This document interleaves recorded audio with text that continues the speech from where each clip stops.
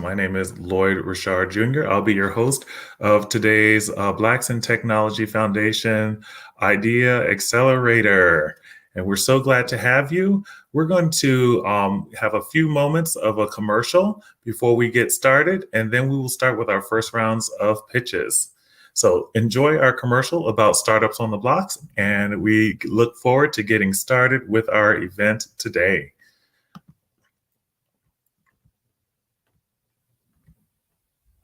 Startup ecosystem, what the idea is that you have to learn how to pitch your idea clearly and concisely. And once you learn how to do that, then you can bring in all the stakeholders and you can get into programs that'll help you and train you on how to build it. But that first step is you have to design a business model that is desirable. When I initially moved back to Pensacola, I had a meeting with Lloyd. Lloyd invited me for breakfast, and I was telling him, man, I still have an idea for the entertainment industry. This is what I wanted to do. He was like, all right, I got Startup on the Blocks. So I need you to start coming to Startup on the Blocks and get a little more information on how to work through the tech ecosystem and take your idea and we'll get you where you need to go. My company is called The Know, is an app that is streamlining business for the entertainment industry. Yeah, so if you're a musician, what you would do is pretty much jump on the platform, you'll create a profile, but the way we created the profile is pretty much a cleaner way. So now if they want more information about you, you'll connect your social media platforms, your streaming platforms, and that way they can go directly to it. What we also have included is your calendar. So pretty much you can set your days, you can set your price for your days and automate your booking. So initially talking to Lloyd, my idea was all here, it was there, it was over here, it was over there. It was like, all right, Quinn, I get it. You got a lot that you want to do, but we need you to bring it in just a little bit and then work on your pitch, your story, and how you're going to bring it full circle to get people to understand what you're trying to create. Most of the programs here wasn't inclusive. And so we said we'll focus on helping founders of color. We also start at the beginning of the thing, at the idea stage, whereas a lot of the programs you see here locally, they start after you're up, and that's not very efficient unless if you don't have a lot of money, you can't recover from your mistakes. And the lean startup system, it actually helps you make mistakes faster before you spend a lot of money. You don't actually start building anything until you got customer buy-in. There was a need for small businesses to bring brand awareness to their business. I see there's a lot of makers and bakers that they're making all of these goodies and these products, but they can't market it, they can't sell it at the same time, and there needs to be kind of like that middleman, that middle person to help bring economic growth to some of the small businesses in Pensacola. So Taste of Pensacola, I came up with that idea during the pandemic when I saw things at that time that Amazon couldn't fulfill. They didn't even have those products, but the local people in the community, they did. And so there was a ton of people coming out saying, hey, I make masks. I'm like, wow, this is amazing. All the local people here that are just as talented that can actually make those products. And so I wanted to kind of showcase who they were. So with Taste of Pensacola, our income streams, we have several of them. We have the corporate America, we do corporate gifting, just regular consumers, different Pensacola natives that don't live here that want to purchase our boxes, like a taste of weddings, distribution. So we also do bulk sales. So for a private airline, if they want some local snacks and goodies on their passenger flights, they will come to Taste of Pensacola and we will source their vendors here locally. And we'll give a small business owner an opportunity to have reoccurring monthly sales. I've always had a really big vision for Taste of Pensacola. I knew that it could go beyond just local. I know that maybe other communities could possibly use the same platform that I'm trying to build. And I always have these big visions, but I never know how to even get there. Where do I start? I know it's more than, there's a lot of technical things behind it. I know there's a lot of research, but that connection, I never had it until thankfully I met and was introduced to Startups on the Blocks and was able to just learn more about how to grow it in terms of data. Things I just never thought about, framework, words like traction. There's a lot of things that I just did not know about and language that I need to know in order to get funding for my business. There's just a lot that I didn't know. I would go to the stores and look online. They didn't have a wide variety of natural hair products about 8 years ago. And the ones that they did have, the ingredients, it would say that they were all natural. And when I would research the ingredients, a lot of the ingredients were not natural. I make everything. My shampoo, conditioner, I have an oil that I make, and I have 2 different separate butters. Like I had some people who were completely bald and grew their hair. It's about giving women their confidence back in their hair.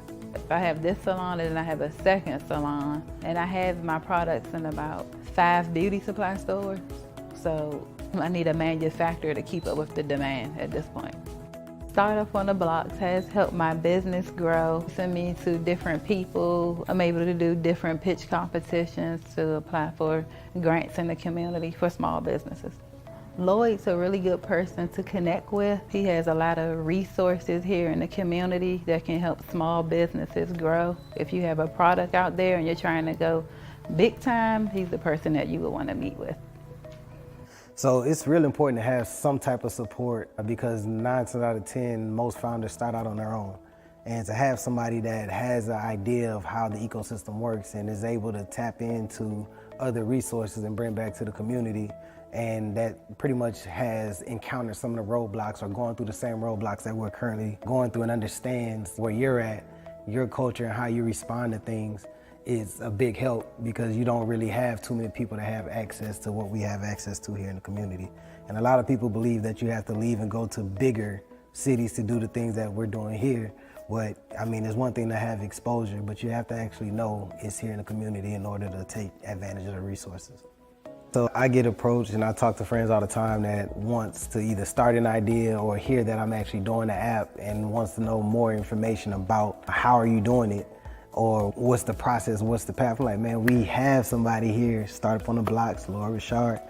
And Lloyd is here, he's a great resource to the community and to founders that's trying to learn the ecosystem. So join Startup on the Blocks. Awesome, awesome. Welcome to Startup on the Block's first cohort with Blacks International Idea Accelerator Demo Day. Our founders today are in the running for 3 $1,000 prizes for the top 3 pitches and the top 3 founders from our teams of our cohorts. The past 5 weeks, they have been working on their startup ideas and have been working diligently with our coaches and our mentors here at Startup on the Blocks. We cannot do this work without the incredible partnership of Blacks in Technology Foundation, who has seen that this work to get Black entrepreneurs in the startup industry is vital to our economic growth. So with that being said, I'm not going to hold the deal any longer. I'm going to bring up our first speaker. And we have for our first guest today is Jay Turner. And he will be giving us his first pitch. So I will bring him up. And once he is on, the time will start. Hello, Jay. How are you doing? Good. How are you doing? Great, great. Your time starts now. Hey, I'm Jay Turner, founder and CEO of Fence. There are a few trends that have been happening in the personal finance environment. Millennials are rejecting the traditional roles that financial advisors have played in previous generations. Gen Z is mostly turning to social media to get financial advice, and consumer debt has reached record levels. In order to navigate our financial journey successfully, we need strong literacy levels and the ability to make sound financial decisions. Because the lack of financial literacy costs us 2 of the most important things that matter: time and money. In 2022 alone, lack of financial literacy costs 15% of adults at least $10,000. This is a result of 57% of Americans being financially illiterate and also 71% of millennials and Gen Z wanting some kind of financial guidance but aren't sure where to get it. See, most financial advisors cater to high net worth clients who can afford their fees or have enough assets to manage, which happens to work for some people, but it doesn't work for most. The best solution for addressing these issues is Fence. Fence is a marketplace that gives you access to financial coaches, counselors, therapists, and other specialists that cater to helping improve financial literacy, psychology, and decision-making. Getting more financial clarity around these topics that affect us every day, like credit, debt, loans, large purchases, and more, we can make better decisions and alleviate the anxiety that money issues can cause. The frictionless experience that Fence aims to provide isn't the unfair advantage. The moat falls on the side of the specialists. Eventually, Fence will become how coaches and other specialists gain exposure, list products and resources, and ultimately how they run their business. The main transactions happening on the platform will be paid sessions with specialists and also purchases of any products like courses, tools, ebooks, etc. There will be a 20% total take on each session and a 10% total take for any purchases. When looking at the traction roadmap, product market fit happens when there are 21 active specialists on the platform in 18 months and 209 in 36 months. And as for the users, this one needs to be 105 active users in 18 months and 1,042 in 36 months. Assuming the average price per session is $100, this will result in meeting the minimum success criteria of $1 million in annual revenue in 36 months. Now, being able to match users in need of guidance with coaches is the riskiest assumption, and that would need to be validated first. Next, with a more established version of the product, specialists will be able to use Fence for exposure and also provide their Find Me on Fence link in a campaign, resulting in more bookings and brand awareness. Lastly, Fence will be used to run all aspects of the specialist business, and users will be coming directly to Fence to receive financial guidance. I'm Jay Turner, founder and CEO, a personal finance volunteer with a background in business operations, and I'm still in need of a CTO and advisory coach for the launch. I'm asking the Blacks in Technology Idea Accelerator for the $1,000 today for the first phases of the rollout plan. Fence is here to provide more clarity, confidence, and control for our financial goals. Wonderful job, Jay. We're going to open it up for our 4 minutes of questions by our judges. Our wonderful judges today are Ira Bates and Savidra, and they are online. So I'm going to bring them up if they have any questions or comments at this time. I'll get you up here, Ira, as well. Can everybody hear me? Yep, we can hear you. All right. So yeah, I guess I'll go ahead and start. So very good with your presentation, Jay. I really enjoyed that. My question for you is, who exactly is your target market, and why did you choose them for your target market? Yes, the ideal customer or ideal profile is our Gen Z and millennials seeking financial guidance that technically or that aren't able to afford a financial advisor. So maybe the asset under management model doesn't work for them, or maybe they just need to get guidance in a certain area but don't want a long-term relationship. Okay. Hey Jay, again, great presentation. And I had the same question was, who was your, I guess your target market, that demographic that you're looking for? And you say it's like $100. Is it $100 per session or per coach? How does that work? The average, when you look at coaches, counselors, and therapists, the average price is around $100 per session. That could go down if they offer a package of sessions, but that's the typical price per hour. All right. So let me ask you this. What would you say, or how are you measuring the success of each individual that's going to come through? That is yet to be determined. It will really depend on what they're able to do after the session. And that's really up to the coach or the counselor. They all have their own different pathways for how they, coach clients through their financial journeys. All right. Thank you. And I had one other question for you. How are you acquiring new customers? Yeah, great question. Right now, it would be through the the Association for Financial Counselors and Financial Education. So they have 3 different accreditations. It's accredited financial coaches, accredited financial counselors, and also therapists as well.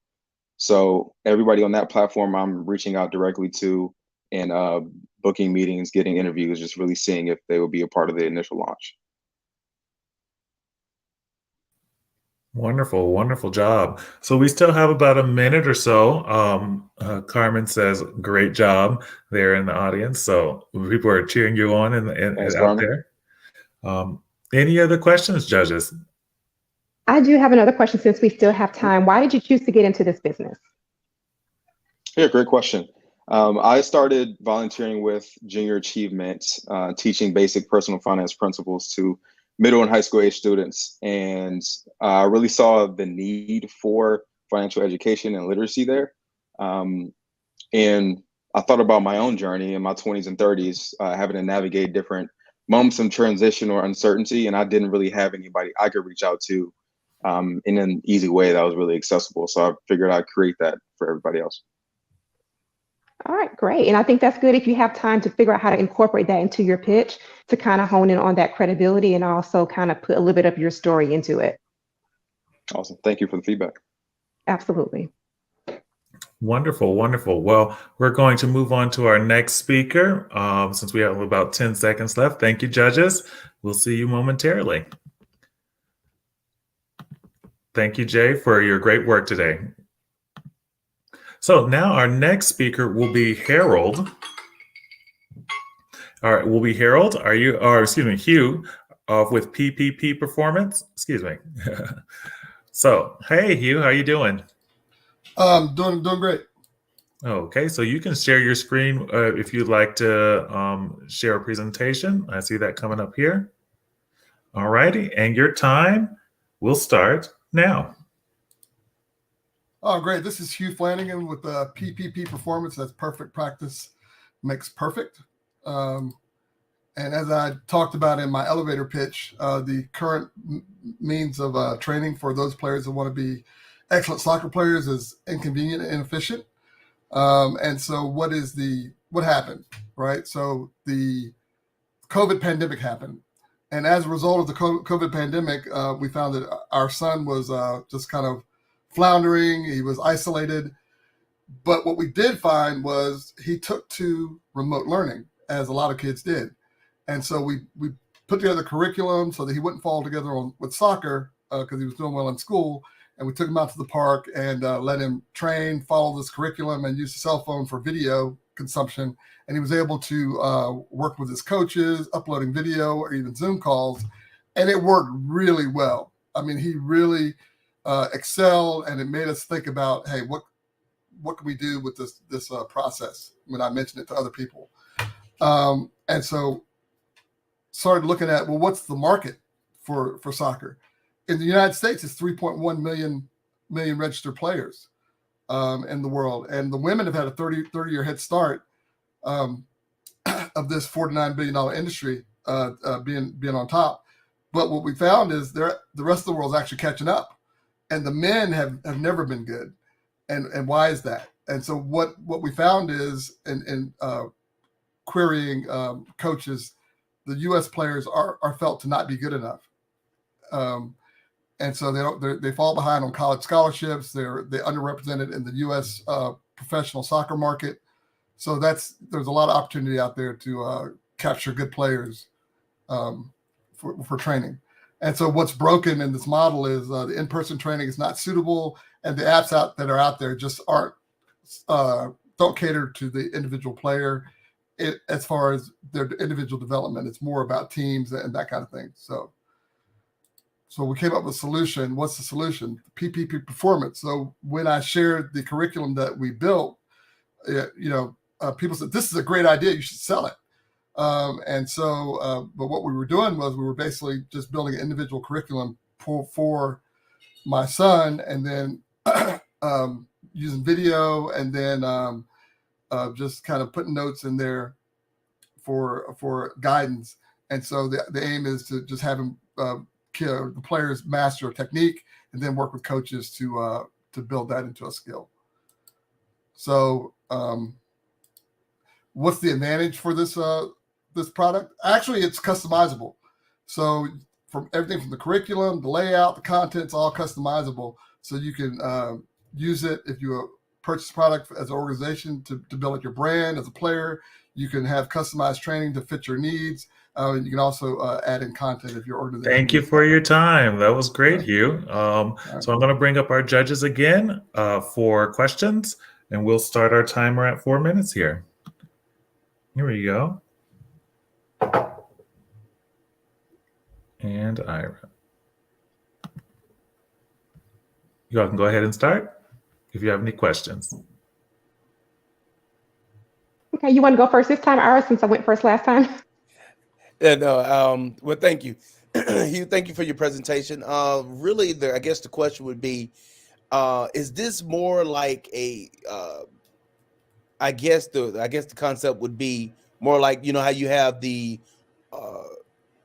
trainers that are online? Is this the same kind of deal where you're training now soccer players?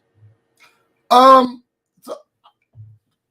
yes, you can use this platform. You can actually use the platform for multiple sports. Okay. But it's ideally you still want to have in-person interaction. Okay. But the idea is a supplement for coaches.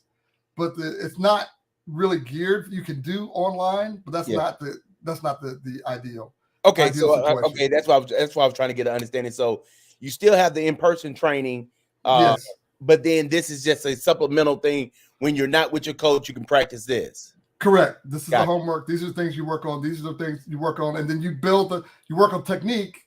And then when you get your coach says, "Okay, this is how you use it in a game." And at that point, it's a skill. Gotcha. All right. Okay, so my question for you, Hugh, is who is your competitor and what do you feel is your competitive edge? So the competitive edge is the customization of the product. In that a lot of the products out there are more focused on organizations. They're for scheduling, they're for coaches to kind of organize their practices. Like, oh, this is how you set up a drill where you pass, but they don't focus on the individual player and how they develop those fine skills. So there are no products out there to do that other than one, and they don't have a curriculum-based approach, right? So I can build a curriculum out. These are the things I want you to work on every week, a number of drills. They just kind of throw up a bunch of drills. Hey, you can go try this stuff. But it's not kind of a curriculum-based learning. So there isn't one. I would say Cruise Academy probably be the best one. KROOS Academy. And then there's a product called Mojo. But again, it's not curriculum-based. So I've yet to find anybody that's curriculum-based.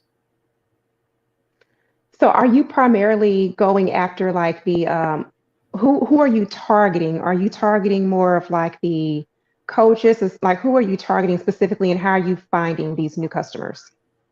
So the target is from my research, my target should be about, of the 3.1 million registered players, it should be in the ballpark of around 450 to 300,000 of those players. And how would we market? I'm looking to try and get a league endorsement. Go through to league endorsements. There's some major leagues, and if I get endorsements through those leagues or through approaching the coaches directly through that network. And do you have any other, how are we on time? Are we good on time? We have 30 seconds. Oh, okay. I'll stop. All right. No, go ahead. What's the question? I was just wondering what your short-term goals were for acquiring customers. That sounds like a bigger goal you're seeking right now. So, no, I actually have about 50 people that are interested, and then I want to leverage that success by probably referrals and then advertising. All righty. That's with 3 seconds to spare. Great job, man. I appreciate it, Hugh. Oh, and it's a subscription-based service, by the way. There's appreciate you all as well as the judges. We're going to now have Dante Jennings coming up next with his startup Celebrate Us. All righty. Give us a few moments and we'll have him come on up. Hey, Dante, how are you doing today? You're on mute currently. I'm well. Can you hear me? Yes, I can hear you now. All righty. Would you like to share? Oh, yeah, I see you sharing. Your time will start. Am I sharing? Yep. Oh, 1 second. Yeah, you are. I saw it for a second, but it went away. So I'm going to go ahead and start it again. There you go. Your time starts now. Thank you. Everyone, good evening. Meet Keon. Keon is a career changer. He's a technology enthusiast, and recently he received his CompTIA Security Plus. He's been searching the job market for a couple months, but has only landed one interview and no callbacks. His resume is strong, and he's passed the certification exam, so he's really wondering why hiring managers aren't calling him back. This time is right. Companies have increased their online operations, requiring really enhanced cybersecurity solutions. And Keon just represents one of our target customers. The projection for computer-based occupations is projected to grow by 13.4% over this next decade. So he knows, and others know, that it's time to really upskill. The problem. So for job seekers like Keon, resumes and certifications alone are not enough to get hired. And hiring managers waste a lot of time on interviews with candidates who possess weak technical skills. So our solution, the Celebrate Us platform. Envision Keon creating a profile with Celebrate Us. He will come into a virtual reality training site, or he can rent out a VR headset. He'll log into a day in the life module for a cybersecurity analyst role. He'll perform that simulation for a day in the life and have his interactions recorded and housed on the platform where he can showcase his skills. He then will enable evaluations and that recording to be shared with hiring managers so that they can view what level of competency he has with that technical skill. My unique unfair advantage. I've been doing a curriculum design expertise, so I can support that online infrastructure. I presently have access to virtual reality labs right now, and a team of HR professionals who are offering personalized critique of that functionality and what really hiring managers and recruiters are looking for as far as the connection between skill set and resumes. Some of the key metrics. One, the pricing model is at $75 a month. And so we're looking really in that subscription base. That's one revenue source. Another one is actually the hiring managers, the tenant acquisition departments, and recruiters also subscribing to this platform where they can see and actually watch the recordings and the evaluations. And then I'm really at the beginning stages, but this is my road traction map. And that's for really $1 million in 3 years evaluation. Some of the skill sets that I'm really looking to entertain to really deepen in this work is gaming. Wonderful job, Dante. You had to get it out there. Let me invite these judges up here for 4 minutes of questions. Savrija is here, and then I have Ira come on up as well. The judges, the floor is all yours, judges. Okay, so Dante, let me just make sure I understand. So is this basically similar to when the candidates are able to do like a hands-on function, like in a real interview, if they were to say, I need you to do this function, except for they're doing it online? Absolutely, online. And even sometimes they don't have to get to the interview. They can actually go through this assessment, really that will be endorsed by some of these same companies, that they'll have access to, let's say, a cybersecurity analyst role and be able to view what Keon did, what his keystrokes were, if it's a coding exam, if it's a interview, speaking engagements as well. So yes. Okay, and so there are, a lot of companies who use assessments. My background is HR. I did that for 5 years in a staffing company, so I do have a bit of experience with that. What is your competitive edge as it pertains to those assessments, because they are easily accessible for a lot of HR companies? Yes, really designing it in a way that's, when you're thinking about the candidates and learning design and modalities, bringing it in and being proactive. So now, really some of the HR people that I've spoken to, this happens after the fact. And so now I'll have the opportunity for some enthusiasts to actually get ahead of the game and then share those before they even put their resume in. And so for me, really creating that from my learning, my education experience, and then knowing the unique skill sets that HR professionals have used to support this infrastructure. Hey, Dante, where you are in the process right now? Very at the beginning. This is right past like ideation. Okay. So I've only made connections and scouted out a few like labs and computer labs that folks have gave me some flexibility with. Okay, so give me a I guess the idea of from in conception to where you are now. What would be what's your next stages?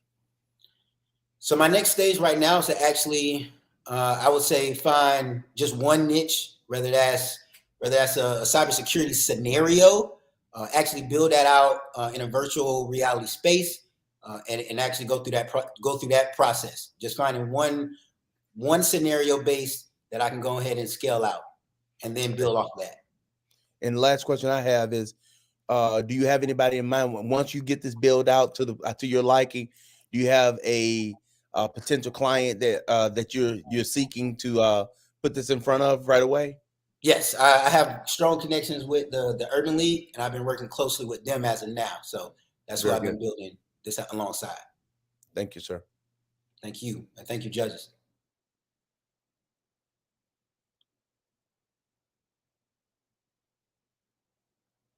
Well, we have about a minute left.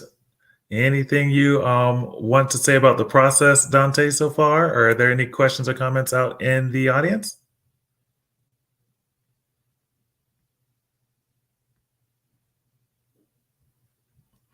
So how's your time been, Dante, all throughout the Idea Accelerator? How's this helped your startup? It's been amazing, if you ask me. I know Quinn from the video as well. So when he speaks to, having a lot of different ideas and then being systematic and strategic about scaling those down, actually narrowed.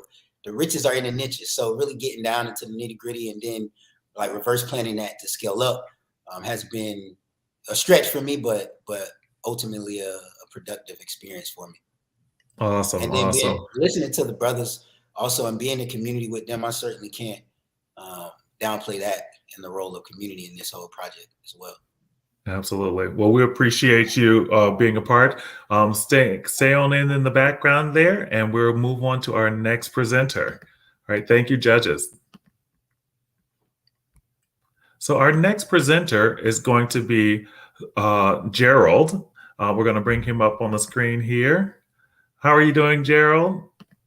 Think I'm doing okay, my friend. All righty. Your time starts now. Great. Good evening. My name is Gerald Daniels, and I'm founder of BlackWallStreet.net. In business, good timing is everything. Currently, many Black entrepreneurs are hungry for business success and business growth. Post-COVID has really impacted many entrepreneurs. Beyond these current facts, there are structural obstacles that still exist to growing Black entrepreneur businesses. What's really at stake is if we do nothing, Black-owned businesses will continue to languish behind their counterparts and in the marketplace and struggle to really keep up and get past that 3 to 5 year threshold. But if we do something, Black entrepreneurs will grow, and the sustainable businesses that they grow will be part of the communities in which they exist. The real problem we see is that many entrepreneurs start businesses and don't realize that they need to grow sales, marketing, managing the business, as well as taking time. And it takes time and multiple softwares, and it can be pretty difficult. Current options are just empty CRM platforms with no clients, no connections, which really mean little to no sales. The fix that we have in mind is BlackWallStreet.net, a network platform that offers CRM and management tools with contacts and connections that can be converted into leads, meetings, and ultimately more sales. Our advantage that we are positioning ourselves with right now is that we are part of diverse communities, primarily African American business organizations, and all this gives us leverage and exposure with many entrepreneurs. In future phases, we become a fully mature network platform of Black entrepreneurs, organizations, and consumers. We make money through a typical SaaS direct business model where we have Black entrepreneurs as our initial customers and early adopters of Black entrepreneurs that are geographically here in Virginia. Customers will be paying a subscription fee, averaging about $100 a month. Keeping track and steering our business model are marketing, sales, and success metrics.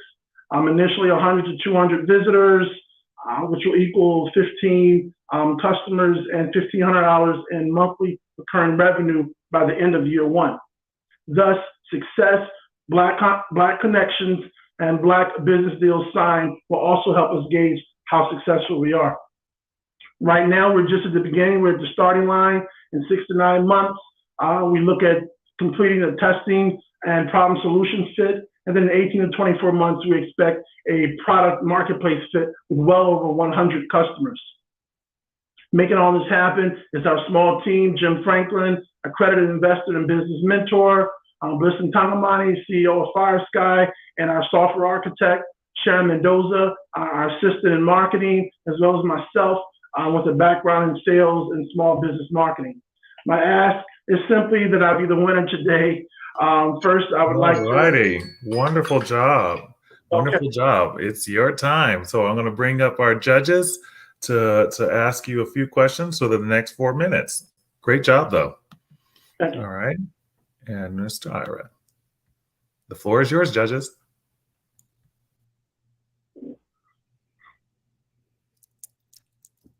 Okay, well, I'll go.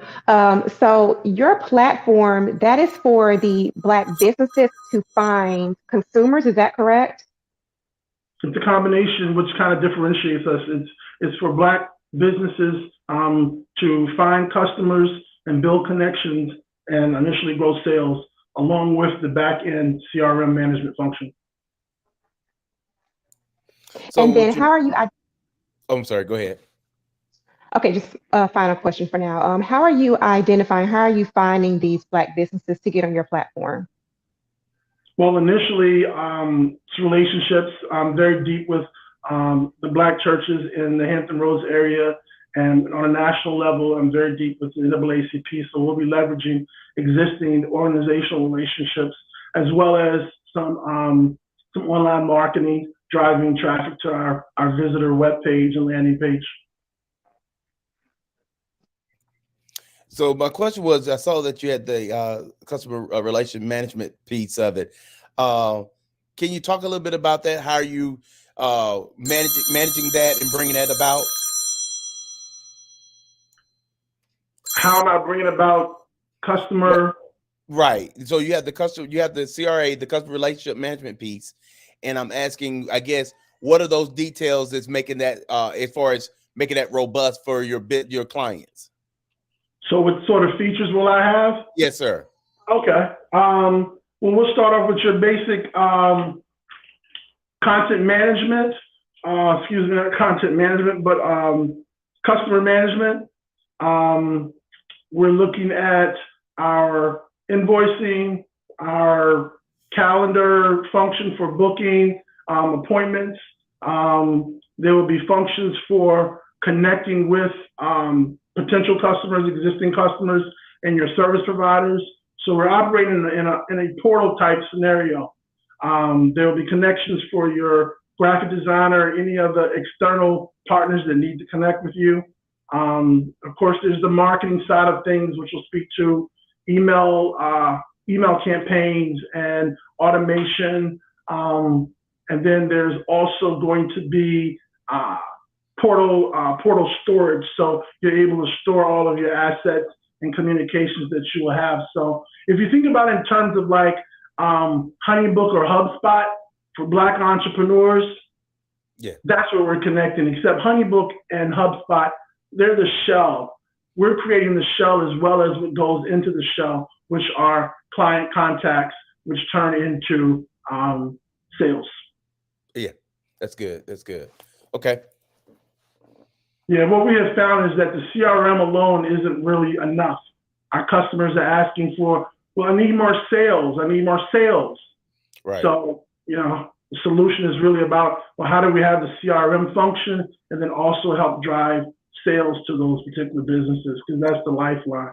And that's what I was asking, because a lot of times when you talk about our businesses run in trouble because they don't know what they don't know. They don't have what the resource they need. And if you're able to drive that, I think that's going to be real huge. Thank you. Yes, sir. All right. Wonderful job, Gerald. You came in at the 9th hour, so I was a little concerned, but you got it in there. So I didn't understand the link thing, but it's okay. It's okay. It was a little while. It was a little while. I appreciate that. Well, we appreciate you all, judges. Y'all are doing a wonderful job. We have one more presenter before we go on to our break here. So we'll move on there. But thank you so much, Gerald. And our next presenter is Swale Nunez, and he's going to come up for us. So we appreciate you, Swale, and we'll see you momentarily. Let me know. How are you doing, sir? I'm all right. Can you guys hear me? Yeah, we can hear you just fine. Your time starts now. Can you see my screen? Yep. All right, so good evening. My name is Swale. I am the founder of eYungta. We offer a better e-commerce experience that's powered by identity. I'm also an inventor, and I build a retail brand around that product.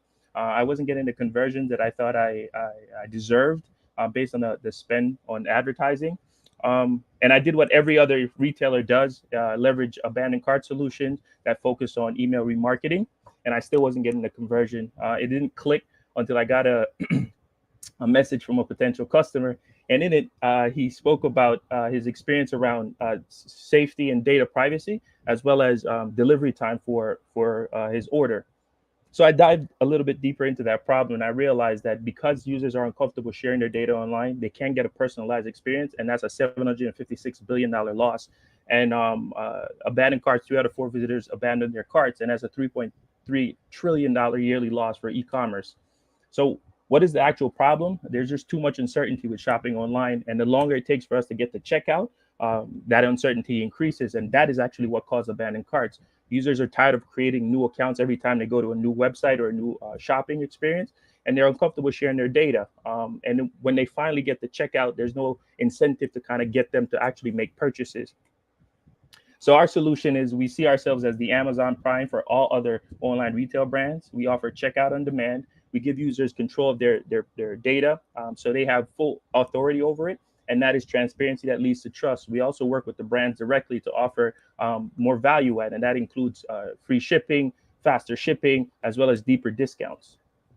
So our competitive advantage is we are proactive in the sense that everybody that deals with abandoned carts, they wait until the actual cart is abandoned before it triggers their solution. For us, we are proactive. We build a relationship with the consumer and the brand earlier. So when you get to the shopping experience, at that point of shopping, you get the deeper discounts, you get the free shipping, and then the convenience of shopping seamlessly.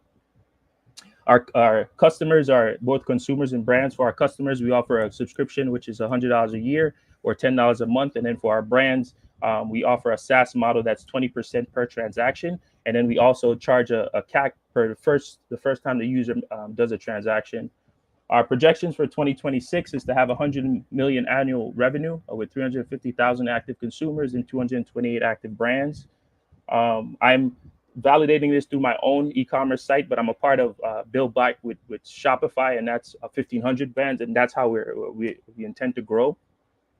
The team is myself, and I have a list of strategic advisors. In this one particular is marketing, John Lehman. We've worked together to build a solution before in the past. Our ask is for 2 million, and that covers our seed round of funding, and it spreads across different areas of the application.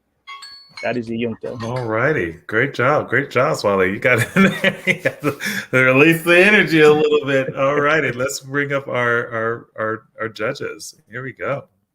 Oh, excuse me. Oh, there we go, Ira. Take it away, judges. Okay, go ahead, Ira. Well, first of all, great presentation. I think that you're hitting something that's needed. As you say, abandoned cart. Can you just give me a little bit more information when you talk about abandoned cart? I'm making a purchase. Does that mean not completing the purchase? Yeah. So what happens is abandoned cart means you load something into a cart, but you don't actually complete it. And as much as we shop online, out of every 4 shoppers, 3 of them leave abandoned cart. So they leave without actually making a purchase. Okay, very good. I thought you were talking directly to me, but okay. All right, go ahead. Yes, sir. Okay, so did you have another one? Okay. So my question is, when it comes to shopping online, I'm really big on security, especially for new websites. So what kind of security measures do you have in place to protect both the consumer and the businesses?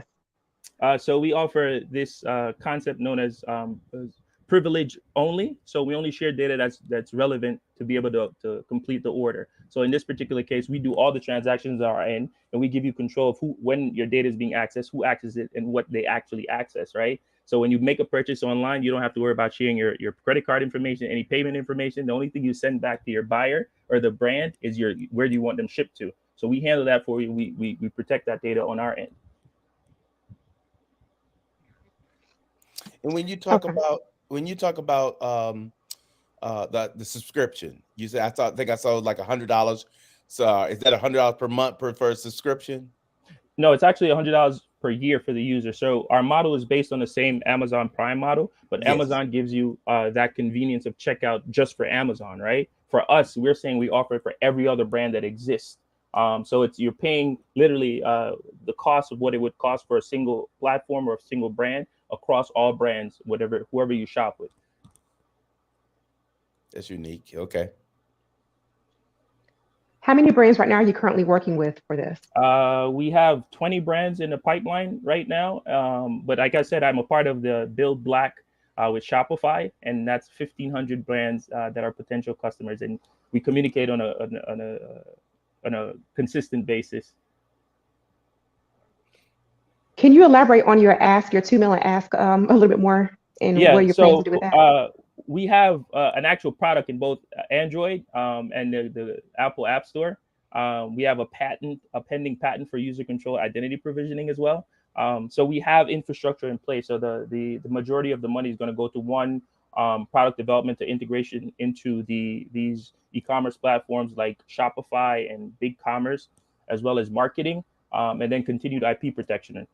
As we're developing the platform, we have IP that we need to protect from a legal standpoint. And so those patents that we're creating, we want to be able to make sure that we're protecting so we can license them in the future. Yeah, great questions, judges. We have about 49 seconds, 45 seconds now. If there's anything else that's on your mind, so we can definitely ask. And audience, feel free to ask questions as well when we have this time. Hey, Swale, one other question. So like right now, what's your next step?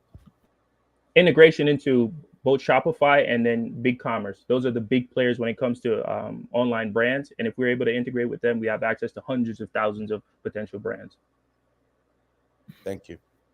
Awesome job, Swale. We thank you so much. And I believe last week you were on Startup on the Blocks, yes? No, I'll be there this week. You're going to be there this week. Yeah, okay. So you're going to be, yeah. I know I was there last week. I don't know why I'm saying that. The But anticipation we there. The appreciate anticipation there.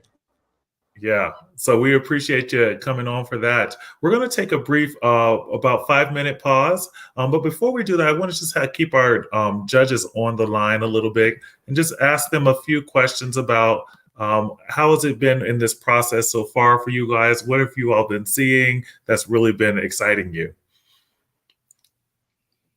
Well, I think for me, it's for one, first thing came out with the financing. Finance education is a big thing for me. I deal with that on a daily basis. So educating that. Another piece to that is just seeing how well done the pitches are being done. I've done this for this, I think it's my third time, and Wow. they're doing a fantastic job with their timing and are answering some of the questions like, that we're thinking about. And, that's why I normally have a lot of questions, but it's like they're hitting them as we're going. So I think that's real good. That's amazing, Ira. How about you, Savidra? Yeah, and I just want to commend everybody, first of all, for doing this because, this is not easy for people to pitch their business and their idea and to get it out there. It takes a lot of courage to do that. It takes a lot of homework when you're a part in a lot of practicing. So I just really want to commend everybody for even taking the first step to do this.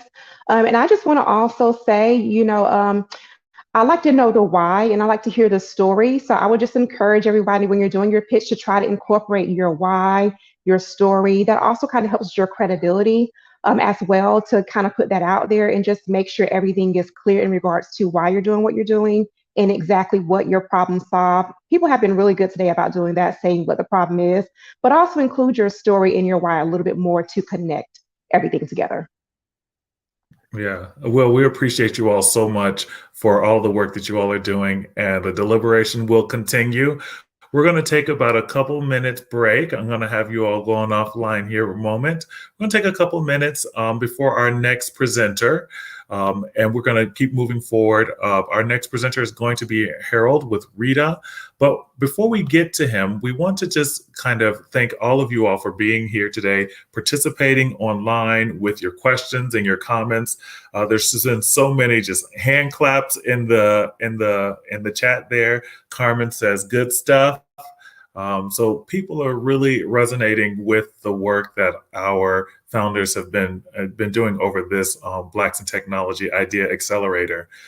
Here at Kukua Institute and Startup on the Blocks, our goal is to highlight the work of African Americans within Pensacola, but also within the surrounding areas as well. And one of the ways we're going to do that is through history and workforce, as well as through technology. And so having entrepreneurship programs like Blacks in Technology Idea Accelerator and this particular cohort is one step to do that. And we've been able to reach people all throughout the United States because of that. So we just want to thank everybody who has been involved in this process. We're going to have a short commercial about Startup on the Blocks, and then we will move on to our next presenters. Looking for ways to make your business idea grow? Look no further. Kukua Institute invites you to Startups on the Blocks every Thursday at 6 p.m. Central Time. There you can network with fellow founders, get the training and practice, as well as all those resources that you need to make that business idea successful and profitable. Again, that's Startups on the Blocks every Thursday at 6 p.m. Central. I've always had a really big vision for Taste of Pensacola. I knew that it could go beyond just local. I know that maybe other communities could possibly use the same platform that I'm trying to build. And I always have these big visions, but I never know how to even get there. Where do I start? I know it's more than, there's a lot of technical things behind it. I know there's a lot of research, but that connection, I never had it until, thankfully, I met and was introduced to Startups on the Blocks and was able to just learn more about how to grow it in terms of data. Things I just never thought about, framework, words like traction. There's a lot of things that I just did not know about and language that I need to know in order to get funding for my business. There's just a lot that I didn't know. Awesome. So we are ready to get started on our next presenter, and that will be Harold with Rita. How are you doing, Harold? You see the slides? Are the slides up? Not yet. How are you doing? Fantastic. I really appreciate this opportunity. Thank you. Awesome. All right, so, you go ahead and get my started. mom, who fell in the house and has been in the hospital since February 25th. This is dedicated to everyone who's been supporting her. We appreciate you. Why now? My slides. Dang. COVID was the glimpse.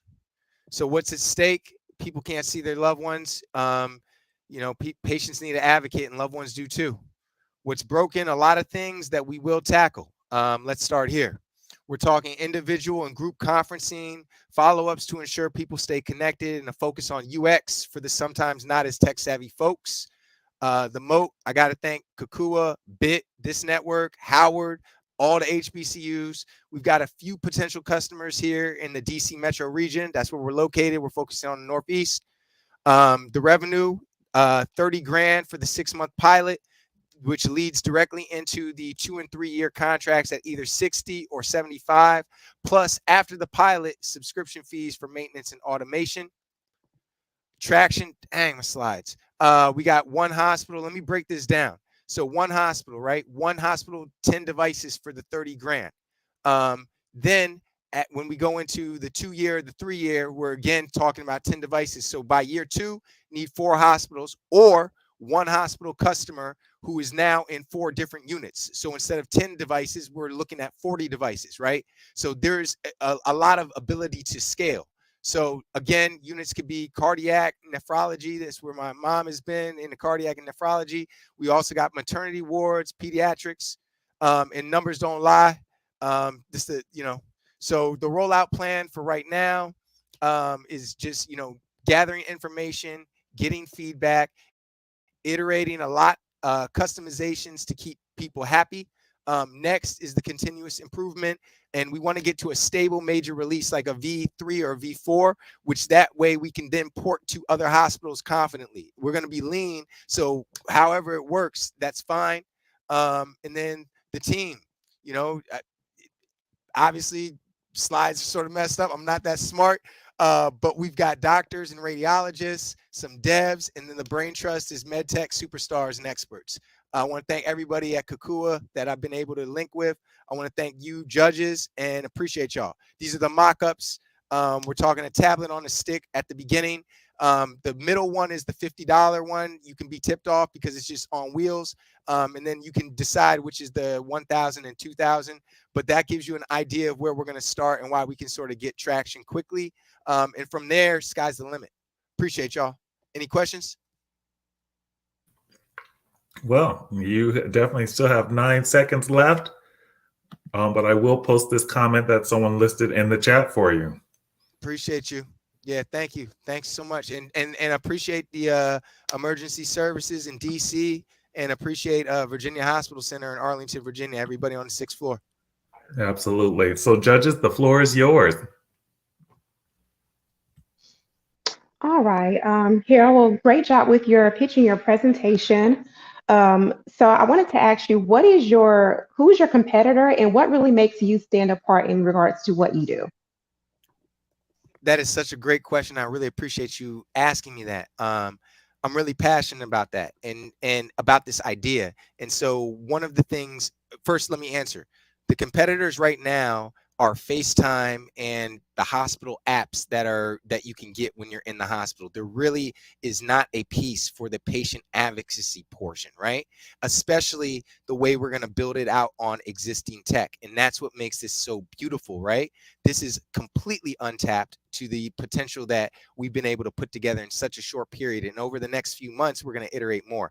As far as the second piece of your question, the idea is that there's a lot of value to be added both on the patient side and on the family side, right? And that's not even including the doctors and medical support staff who are also involved. So the customer segment right now is hospitals leasing these devices to patients and providing a service. But the idea and what's beautiful about it is that I'm just talking about hospitals. This could be used in physical therapy, rehab places, that's, drug rehab, this mental institutions. And there are a lot of places where an advocate could be needed. Also concierge, medical offices, urgent care facilities, and I think physician offices. So there's a huge base, and because it hasn't been tackled yet, and because of the Kukua and the Bit folks, we've been able to really streamline this so that there's going to be huge. It's very profitable. Here's a quick one. I've seen this. We actually have this in. They're using it in the prison system. So what happens is, family can't go there. Instead of them having this, they have these tablets, and each inmate will get his number to that, and they're able to have that face-to-face advocacy. So I think it's a great idea. But right now, tell me a little bit more about. I know you say your mother. Give me the why. Really, what is you say? I see the passion. I see the drive. Give me your why. Oh yeah, man. Well, first off, shout out to Jamal, and I just like the way when I see that, I'm very blessed. I really appreciate it, and God is good because I have the ability to be there at my mom's for the last number of weeks and be able to participate in this program virtually while I'm in the hospital, right? I can go to a lobby and get on a meeting. I can maintain my job. But as I go to get coffee and I'm talking at the nurses station, I'm looking in all these rooms and there's not a single soul during the day, right? And again, we're all on the same floor. We're on the same unit. It's almost like a plane, but not everybody's flying the same class. Some people in a economy seat, some people in a middle seat, some people business class, and some people are first class. And the way that I've seen that you get better service is when you have an advocate. And, but that's a tough ask on a family to have somebody drop everything that they're doing. Not everybody has a job that they can do remotely. The other thing is that you're not even considering the patient side. My mom doesn't want me there all day. She's saying, yo, you need to handle your family. You need to, take care of your kids. You need to, do your job and everything. She doesn't really understand that I have a lot more flexibility than others. Then you got the infighting with family and stuff like that. So that's part of it. That's the why. We need to. I want to ensure that every patient has an advocate. Thank you so much, Harold. That's powerful, powerful work. Any last words, judges, before we move on? Yeah, and just thank you. Wish you all the best with your mother. Appreciate you. Appreciate you. Thanks, Absolutely. Lloyd. Yeah, thanks. Thank you, Harold. Our next presenter will be, excuse me. Our next presenter will be Barrington. How are you doing today, Barrington? Pretty good. Awesome, awesome. And this is 40 acres. Are you sharing anything, slides or anything? Yeah, can you see my screen now? Give me a moment. No, I don't see you sharing there. Give me 1 second. Here it is.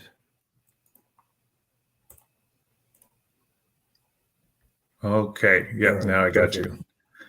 Okay, your time starts now. Hold on, give me 1 second. Looks like I got an error.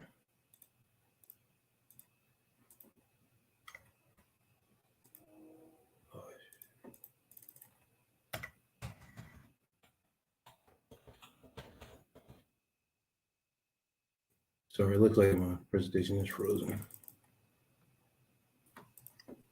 Okay, your time is going to still have to keep going, unfortunately, but you can pitch without the slides if need be. Okay, sorry. I'm having technical difficulties over here. But hi, I'm Barrington Williamson. I'm the founder of 40 Acres, which is the Amazon of financial products. So the reason why I thought today is the perfect time to pitch my idea is because Gen Z and millennials have been through a number of different crises, right? We were first grown up in the '08 housing crisis, then we had the COVID pandemic, and then most recently we've seen a number of tech startups doing a round of layoffs. So now more than ever, millennials and Gen Zs want more control over their career, their finances, and their ability to grow their money additionally. So I came up with an idea of 40 acres. It's basically our competition would be similar to Mint, or you need a budget where you house all your financial information into one central repository, and will allow you to create milestones and education lines to better understand what you're doing from a financial education perspective. And I really wish I could have my PowerPoint right now, but basically the revenue stream from the 40, I'm really nervous now. 40 acres is a three-pronged approach. First, from our advertising partners, so the individuals who are looking at our customer base and say, hey, we want to directly advertise for those folks, our advertisers who are going to directly advertise on our platform, and then the customers from our three memberships. One would be a one-time only fee of $1. Then we have a $5 membership, and then we have a $10 membership. $10 membership will be focused on our high net worth individuals. 5 would be for general consensus, and 1 for people who want to try before you buy. And then our ask is for you to join in our goal of educating 1 billion people on the earth, as well as keeping people financially educated and things of that nature. Sorry for the. All righty, you still got about 15 or so seconds. So when the judges come up, they can also answer a few questions, but if you want to pull up your slideshow a little bit later, then if that can come up during that 4 minutes, you can do that. Okay, let me bring up our 2 judges. All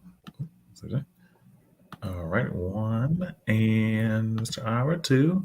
Okay, I'm opening the floor to you all judges, and if you like to share your screen while you're doing that, Barrington, I see it. There you go.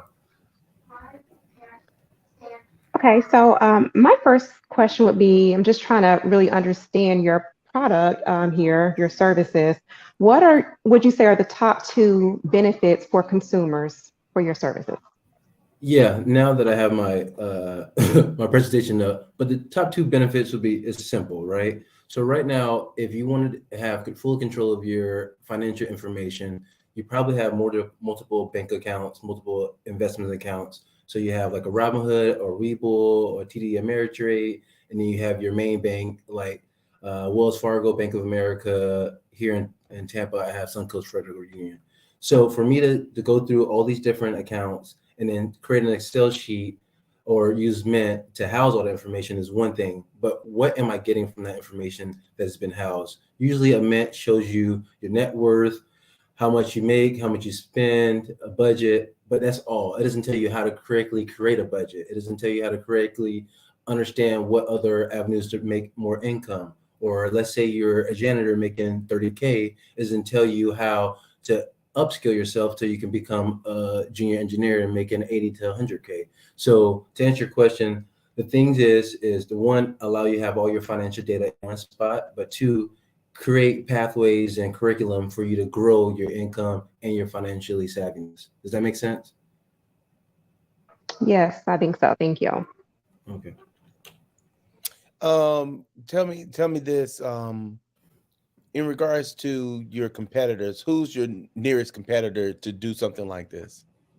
Mint would be the first one. Mint allows you to do everything other than have the financial backing of what you're trying to do with your data. So if you were to log on to Mint right now, what it will look like is it'll ask you for all your information, go through Plaid. So it'll scrub all the data from all your financial sources, and then it'll say net worth, your budget, your income, and then how much you currently have in your checking account. But after that is dead. It doesn't tell you, it doesn't have any type of educational background. And so you're simply looking there and say, hey, okay, I have negative $235 of net worth. Great, what do I do now? And then they have other sorts of partnerships with banks and things of that nature to offer you credit cards and bank accounts like that. But they don't have that financial piece, the educational piece that my platform will allow our customers to have.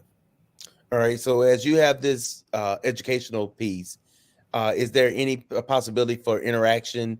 So if I had a question other than just reading it, do you have some form of interaction maybe to be integrated later? Yeah. So the ultimate goal, the education part is a recommendation engine, right? So that's backed by ChatGPT and machine learning. So as you type in all your financial data and you put in your goals, the goal is then to spit out a full curriculum on what you need to do step by step. So let's say one of your goals is, I want to purchase a home in the next 3 years. Based on where you're at right now, this is the things you need to do, and these are the check marks, and then we'll follow you along your path. That's what we offer that our competitors do not have right now. Very good. Thank you. Awesome. Yeah. And Carmen Dawson says, "What's up, Barry?" So you got a little shout out in the audience there. I wish my presentation worked, but that's fine. Yeah, no, that's all right. You're still pitching and you did a great job. So we appreciate you. Judges, we'll go hang back. And our next speaker and presenter, our founder, is Ihsan Muhammad. I'm going to invite him up to the screen. How you doing, Ihsan? You're currently muted.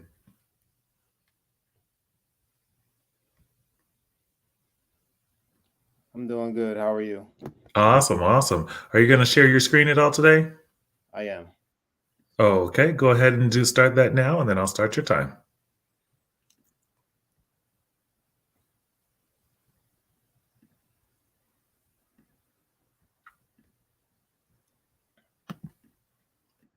All righty, your screen is sharing. Your time starts now.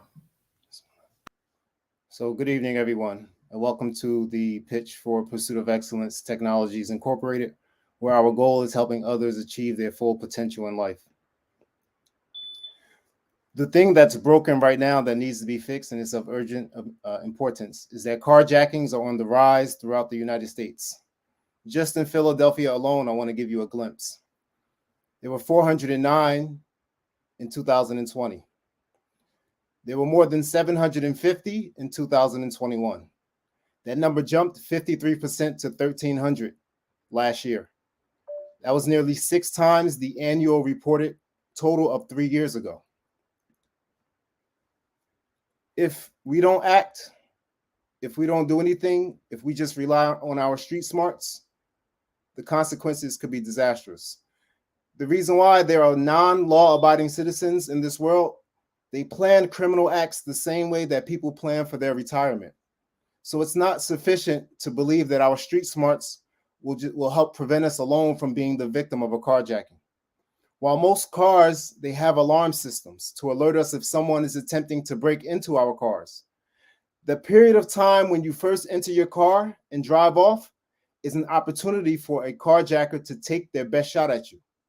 Even with the doors locked, in the time that one just looks away or answers their cell phone, a carjacker could approach the vehicle and violently gain entry. So the solution, we have developed what's called X Ambush. It's a live video recording system that allows us to keep a 360-degree view of a car's surroundings and alert you when someone is approaching, and be able to report immediately incidents to authorities with your exact location. So what's our unfair advantage? Our unfair advantage is that we are intimately aware of the thinking patterns of criminals. How can I say this? Because we have over 5,000 combined hours working in incarceration facilities, working security, and driving in high crime areas. So as a result, we are very aware of the ways that non-law abiding citizens, the ways that they target vulnerable and non-suspecting citizens. Our revenue model. Our customer segment will include car owners who live and work in large metropolitan areas that have these high crime rates. Our customer segment will also include rideshare workers that travel to large metropolitan areas. We have a 3-tier pricing system where for one car, it would cost $50 a month.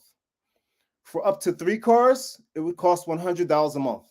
And then we would have what's called enterprise. Oh, wonderful job, Isan. I apologize to have to cut you off, but that's your 3 minutes, believe it or not. So I'm going to invite our judges to come forward now and ask you a few questions. Judges, the floor is yours.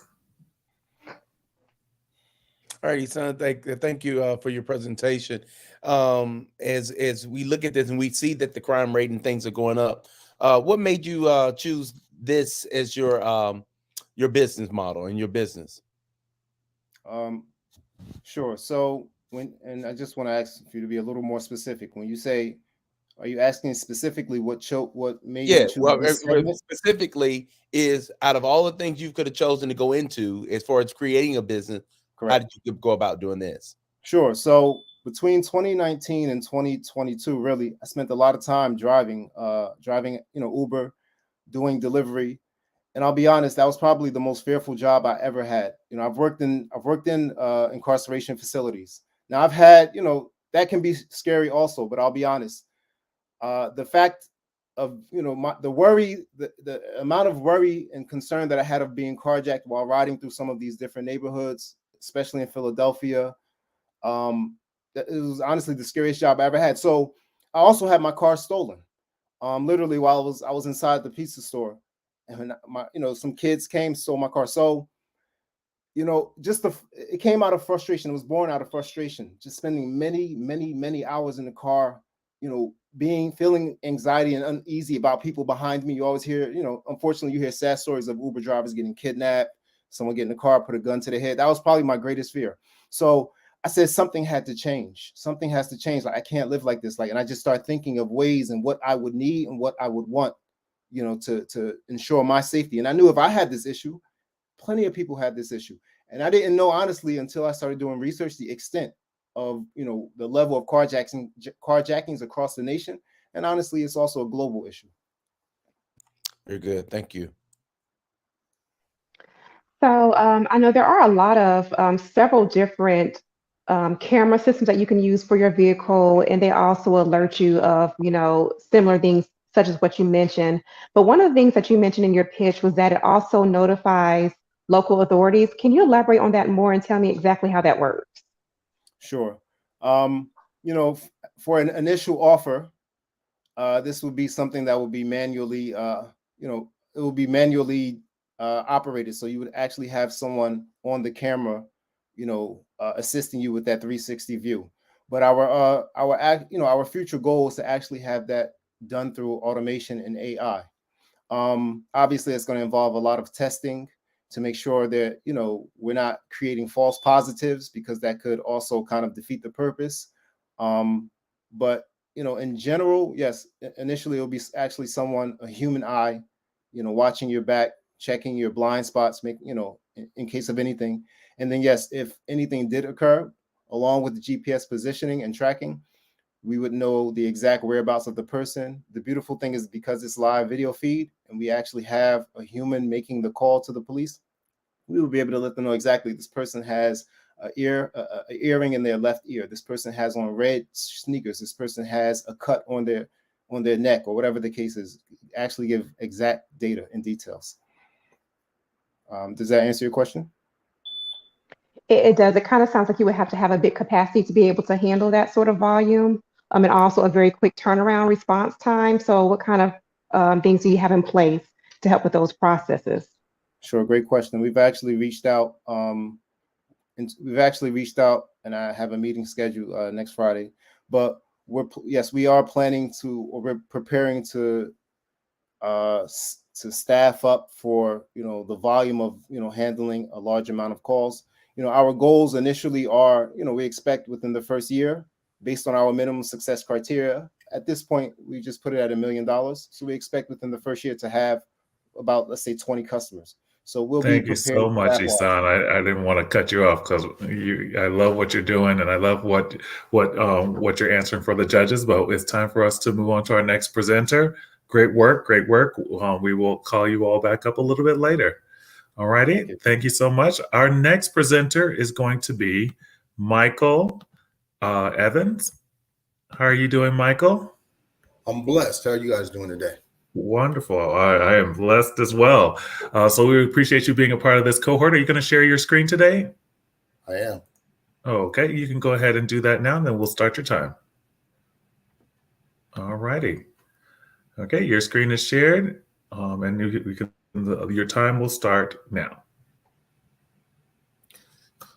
So I'm Michael Evans. I am the Chief Financial Officer of Black Track Station, a new e-communications company that is securely connecting the Black community.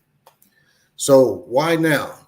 Well, the real question is, where's the safe Black space online?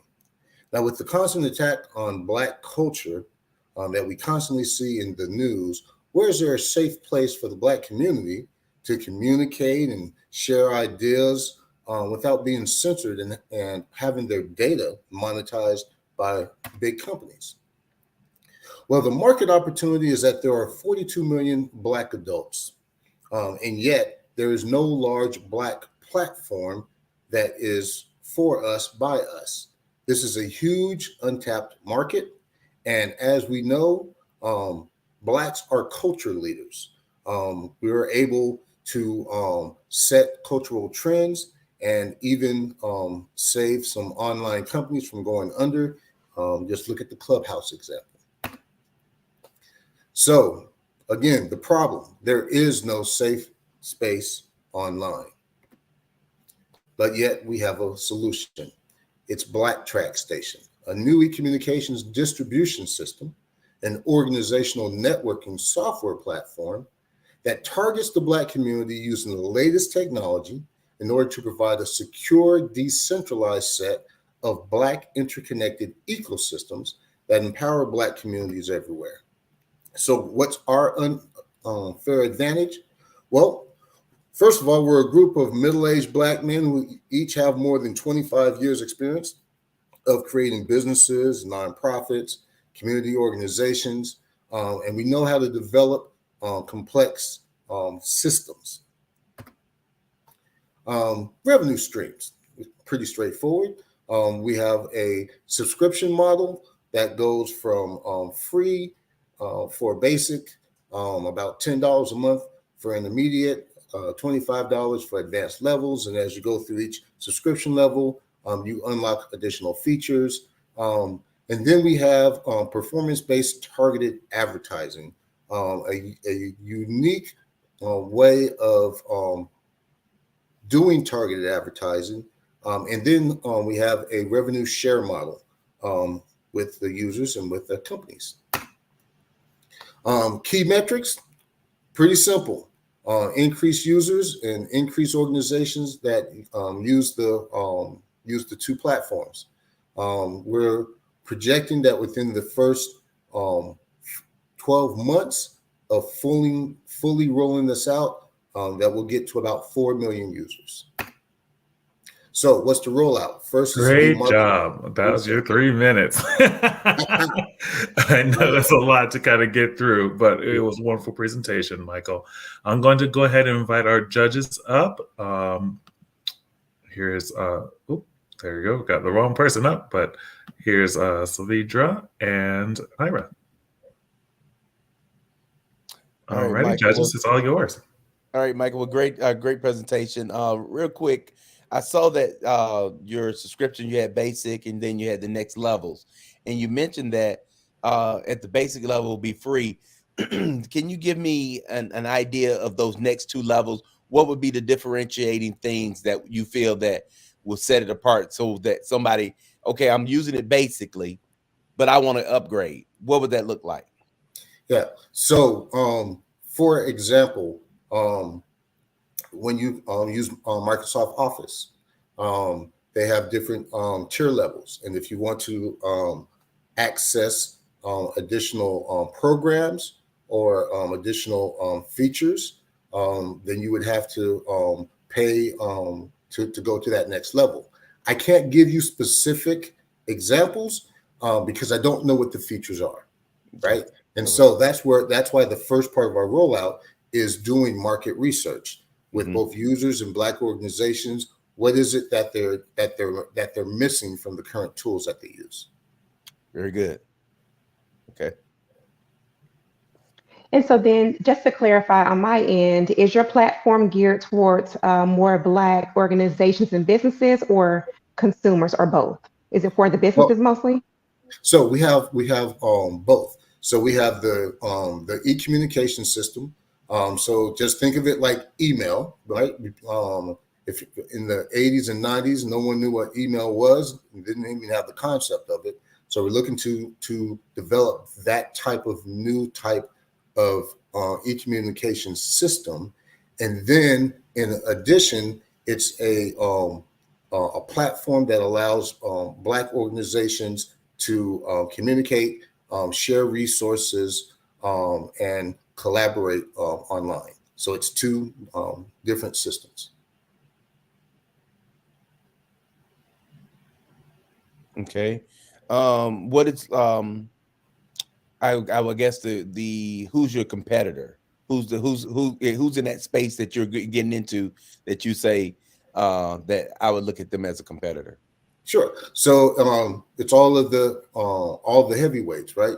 So with the e-communication systems, all of the messaging systems. So you have Messenger from Facebook, Instagram, WhatsApp, on the networking for businesses and organizations. You've got your Microsoft and your Google, but none of them target the Black community. And none of them are, there's no single platform that is using the latest technologies, right? As far as whether it's AI, whether it's blockchain, everything that we develop will be blockchain based. And there's some other quantum technologies that we'll also be using. Oh, that's wonderful. We have about 45 seconds left. Do you have anything else you want to add, judges? Do either you or anyone on your team have any relevant experience in this area? Yes. And so there's 3 of us that are the management team right now. Again, we each have more than 25 years of working and developing businesses. So for me personally, I have a degree in economics. We'll focus on econometrics. I've spent the last 25 years developing complex financial and operational systems. I used to be the chief financial officer for Santa Barbara County's mental health department, where I developed and managed a $106 million operating budget with more than That 300. sounds wonderful, Mike. I don't mean to interrupt you, but that's my job. All righty. Thank you so much for a wonderful pitch. Thank you, judges. We have one more presenter today, our founder, Breton Key. How are you doing, Breton? You are online. You're currently muted. If you'd like to unmute, you can go definitely unmute. How you doing today? Oh, you're gonna mute up. Can you hear me? Yep. All right, and it's Breton Key actually. I just want to make Breton, sure. excuse me. I apologize for that. That's okay. It's okay. I Are have you one of sharing those your names. screen today? Yes, I am, and let me know if you can see it. Hasn't popped up yet. We'll wait a few moments here.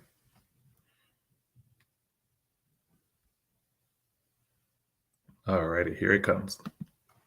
Okay, your time starts now.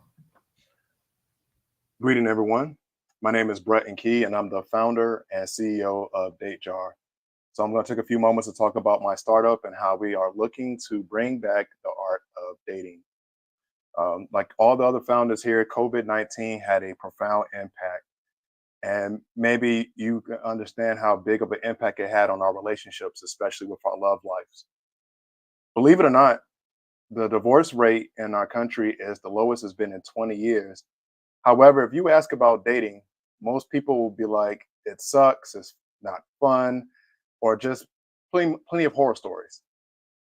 And this brings me to an area of opportunity and something that I'm very passionate about. The problem is that people have a hard time figuring out date plans, and especially for people who are in relationships. Ironically, it's a problem to spend more time looking up to do versus actually being out on those plans having fun. And it doesn't have to be like that. And as well, I devised a solution for it. That solution is DateJar, which is a service via an interactive app that delivers high quality date plans all from your smartphone in just a few clicks. Our solution is to be the Instacart of dating. Now, right now I have like the market fit and size, but what I want you to take away is the people that we're after is married millennials. These are as well our early adopters. And in addition, Gen Z active daters who are users of traditional matchmaking dating apps. What makes us different is how we're using technology. We are geo fencing and crowdsourcing date ideas and plans. In addition, offering a simplified end-to-end dating solution that's available in your pocket. How we look to make money is through a subscription base for end users, which is $3.99 a month, or $40 a year with a slight savings of 15%. In addition, we have platform partner memberships, which is at $6,500 a year. This is actually for adding businesses into the app, which allows you to get your experiences in a seamless fashion. In addition, we have other opportunities of revenue from a few different recurring models, far as from like advertising, for instance, date coaching, analytics, and as well through hosted events, and as well potentially offering some tangible products as well. Now, why me and what I bring to the table is that I have 15 years of experience in software development with a And I focus. appreciate that experience, but I'm going to have to cut you out there. So we're going to move on to our judges, ask you a few questions. Great job, Breton. I know it's always tense, but I think you did a wonderful job in your presentation there. So I'll bring up Ira and the judges. The floor is yours. Okay, so what phase are you currently in, and how does your business stand apart from your competitor?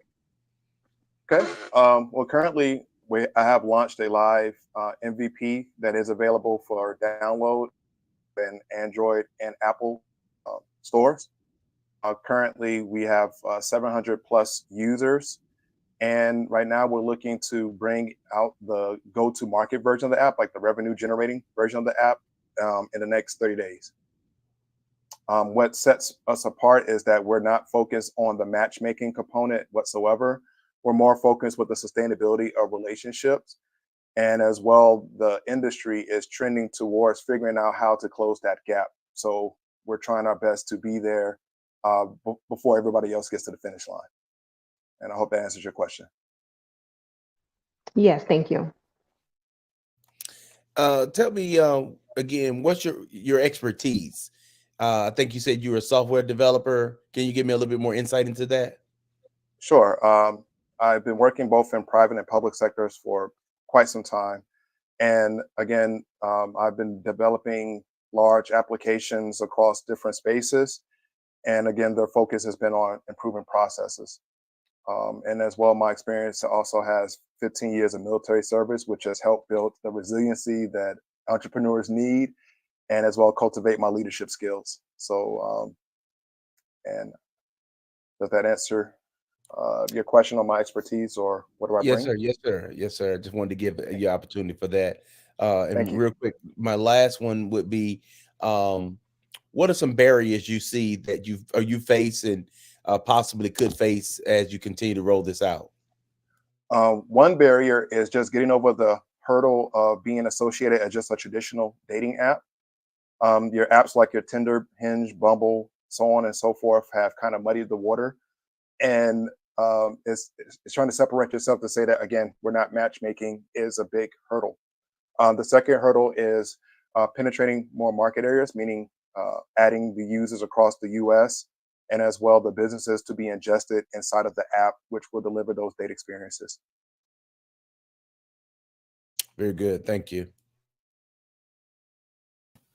Well, your app has definitely blown up for everybody in the comments here. Harold says, date jar. My date jar is on Apple Store. Don't tell my wife. So you got people calling out themselves already a little bit here. Now, I And then want you to tell your Carmen. wife. Yeah, I want you to tell your wife. We need you to tell your wife. I want to make you the hero. I want you to surprise her and impress her with something that you've that we made for you. We do all the legwork Yes. for you. We take the guesswork out. Carmen says, I needed this yesterday.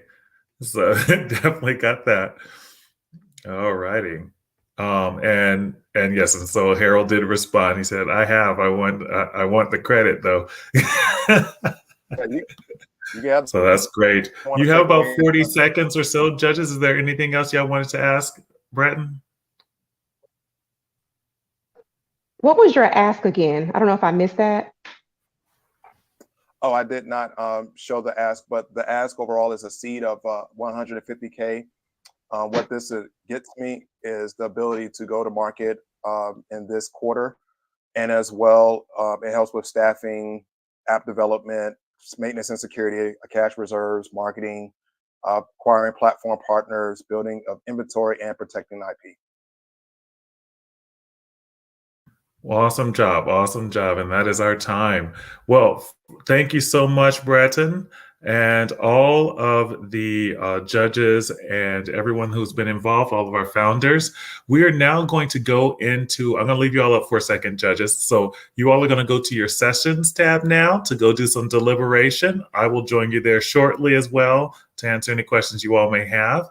And then we are going to have our Q&A with our audience members here. So if you're in the audience, we'll have a little bit of a chance to talk about Blacks in Technology and startups on the blocks and what we're doing here. So judges, I'll see you all in the sessions for deliberation, and then we will come back here at 8:10. 8:10, we will make our way back to the backstage to hear our winners and our top 3 picks. In the meantime, while we are waiting, I'm just going to play a short video just that you saw at the beginning, just to kind of hear a little bit more about Startup on the Blocks. And then I'll be back on to answer some questions live. Startup ecosystem, what the idea is that you have to learn how to pitch your idea clearly and concisely. And once you learn how to do that, then you can bring in all the stakeholders and you can get into programs that'll help you and train you on how to build it. But that first step is you have to design a business model that is desirable. When I initially moved back to Pensacola, I had a meeting with Lloyd.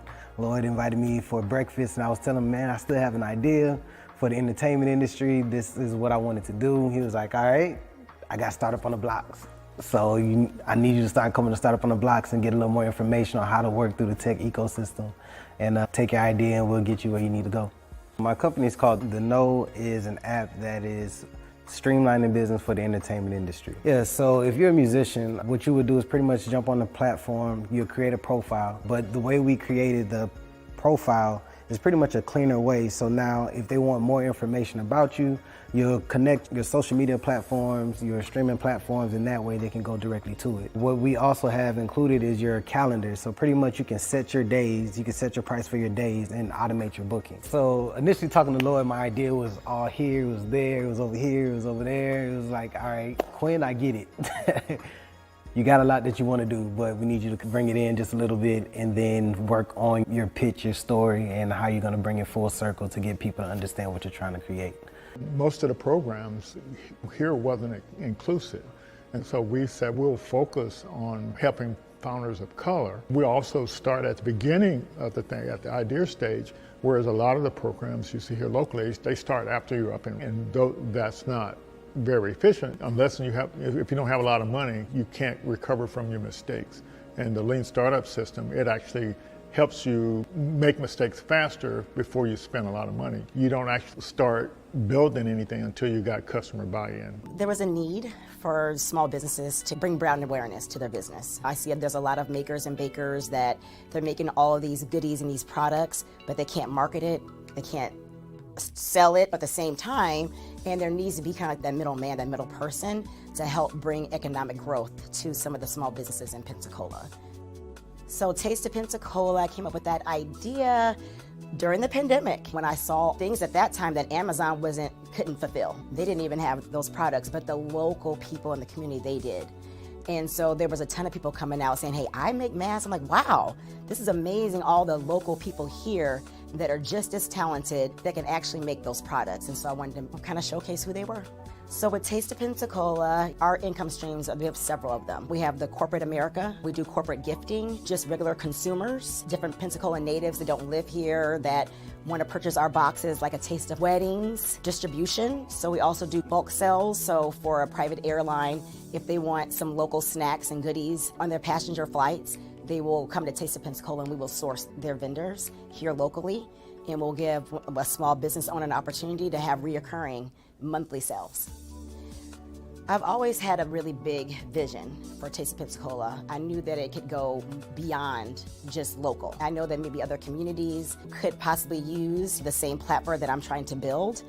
And I always have these big visions, but I never know how to even get there. Where do I start? I know it's more than, there's a lot of technical things behind it. I know there's a lot of research, but that connection, I never had it until, thankfully, again, I met and was introduced to Startups on the Blocks and was able to just learn more about how to grow it in terms of data. Things I just never thought about, framework, words like traction. There's a lot of things that I just did not know about in language that I need to know in order to get funding for my business. There's just a lot that I didn't know.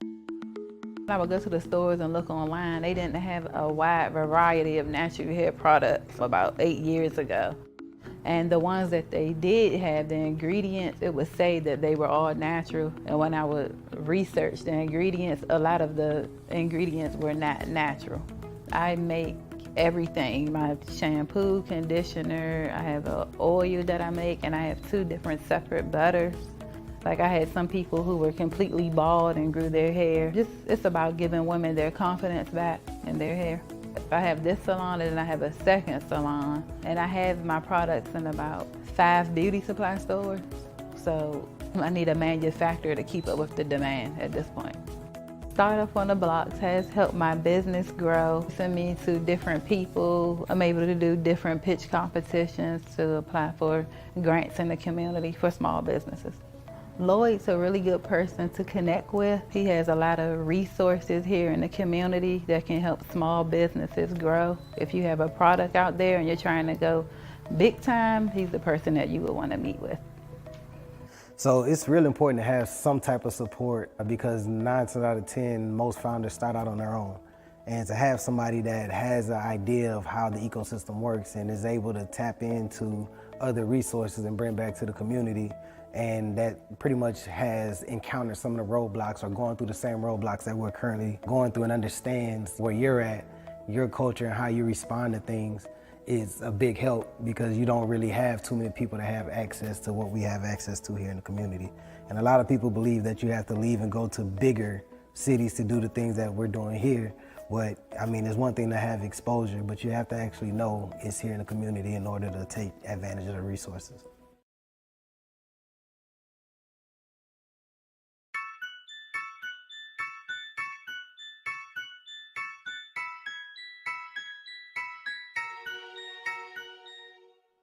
Are you a Black person currently in the technology industry or pursuing a career in tech? The Blacks in Technology Foundation is here to support fulfilling your goals. BIT is the largest community of Black people in the technology industry focused on increasing racial equity in tech. We are a nonprofit dedicated to offering no and low-cost services to people of African descent worldwide. Our complimentary services include training and certification, scholarships and grants, various mentorship opportunities, career development and job-seeking services, professional networking, events and conferences, support for entrepreneurs, and much more. We are ready to help people across all technology disciplines, including those who are transitioning to the industry and those who work in technology companies but not in technical roles. Our goal is to help every member succeed. Join Blacks in Technology today and start stomping the divide.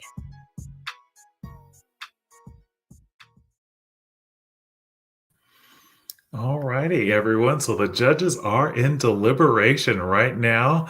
And as they're in deliberation, I wanted to take a few moments for our audience to give some feedback and some commentary about what they've experienced tonight so far with the pitches. I know that a lot of our founders are in the audience and backstage waiting to hear if they're in that top 3 category. But right now, I wanted to just have a little bit of engagement and hear from you all. First, as you saw, we just had a commercial for Blacks in Technology Foundation. I hope that you all have all signed up to become a part of that. It is an absolutely wonderful organization, and they are providing so many resources for Black people throughout the United States that are in technology or technology adjacent. So I am a member, and you all who have been working with Lloyd Richard Sr. also know that he's not only a member, but he is the Pensacola, Florida chapter president. So you can definitely connect with him and reach out for any more information that you may have regarding that. Their partnership with the Kukua Institute and Startups on the Blocks has been vital to have this cohort number 1, get started. So all of the people that you have seen today have been participating in that, all of our founders, and that's 10 of over 50 participants that signed up for this first cohort. So there has been a lot of deliberation to get through that. Part of that deliberation was making sure that they did all the activities to be a part of this demo day. So they had to make sure that they tested their attraction. They had to make sure that they tested whether their pitch deck was up and ready and they were hitting those marks. And they had to make sure that they go through 2 seasons of training through the Lean Stack method and with the Lean Canvas. So there has been a lot of work on that end. There have also been a lot of mentors and a lot of judges who have been able to help over the course of this time. So in the background chat, you all don't get a chance to see it, but I get to see the contestants and the founders chatting with one another back here. And they have been nothing but supportive to one another. They have been encouraging to Startup on the Blocks and Kukua Institute and Blacks in Technology Foundation. And so I'm just so excited to be a part to help facilitate this time. So I see we have a few comments out there in the audience, and some of them are our presenters, are our founders that have talked before. And so 2 of the key people who have been helping out and teaching are Vince. He has been in the background teaching some of the Monday courses, and it's been such a great opportunity to see his enthusiasm for our founders, as well as yes, so Breton is shouting out our founders, our collaborators and our mentors, as well as Dante shouting out our mentors and coaches. And there's so many more that you don't see that have also been there as well. And we want to thank them all. Vercel Vance has also been in the background, assisting each and every one of them. But each of the coaches had an opportunity to choose their top performing teams that they were working with as the founders. So that's how that happened there. And then, of course, Carmen, who is also in the judging booth in the back there right now, just working with the other judges, making sure that everything is working smoothly tonight. So while we're out here, the floor is open, you all. Are there any questions about Blacks in Technology, about Startups on the Blocks, about this cohort, about any of the founders' startups that you've seen today? So we have a comment, and I think this heralds for everyone. Founders, please stay in contact. You never know where we can help each other and intersect down the road. Yes, partnership is so vital to startups. The partnerships that you can create can literally help pivot your direction of your startup. So I definitely encourage that. Harold is bringing up some of our other coaches. Bill Jeffries, Bob Foster, so many more. There has been a lot. So if you are interested in becoming a part of our next cohort, you definitely want to sign up and become a member of Blacks in Technology. It is worth the effort and it is worth the time that you put in to make your idea a success. Isan says, Carmen gave me an awesome session on Saturday night. So you can hear how they have worked with their founders. I know some of those who have not participated in the semifinal round have also been on, just leaving comments of encouragement. A.D. Anderson earlier was cheering on everybody at the beginning.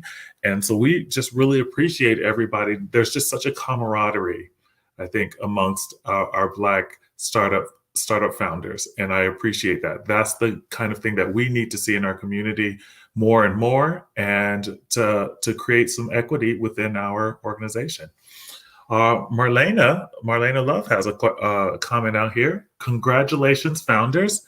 This is a huge milestone to accomplishing your journey. Please do take advantage of our Slack community and stay connected. Absolutely. Connection is key.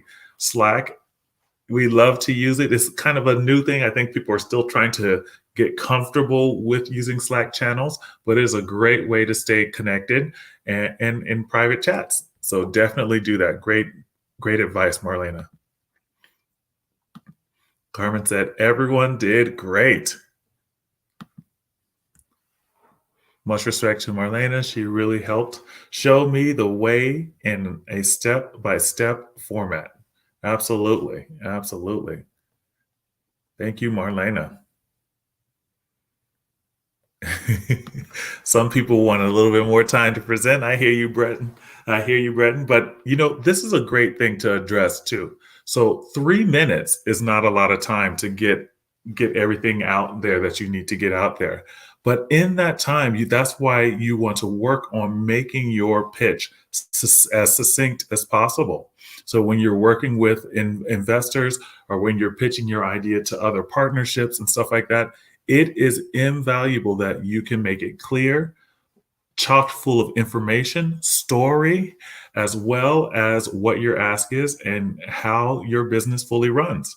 Now, it's kind of interesting when we talk about startups, because startups, as many of you already know, are not like traditional businesses. You actually have to work on a startup to build your exit strategy, because you are making your business sellable.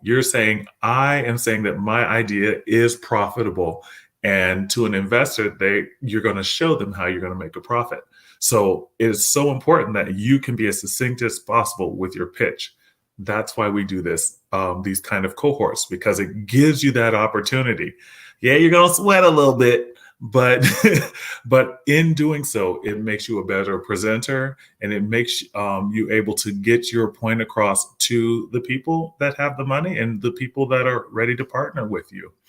I wanted to pull up a little bit one of the examples of kind of the things that you all have they've had to work on regarding their pitches, because I think people don't always get a chance to realize the criterion that it's needed to make a pitch successful. So I'm going to give me a few moments. I'm going to pull up this little slide here, if I can find it, and kind of show it to you guys. Alrighty.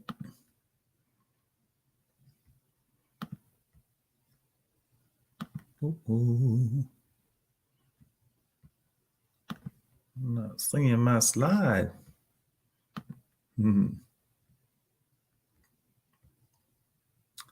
Well, it had in one of the slides there, it had a visual of all the things that are needed. Yeah, there we go. Yes, so here we go. I'll share this portion of my screen here to kind of show this with you all.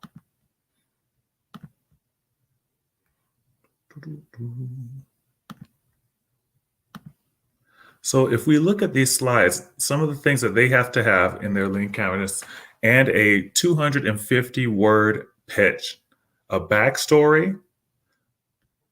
All right, let me pull this up to make sure. I'm sorry. Oh, good. I'm sharing it.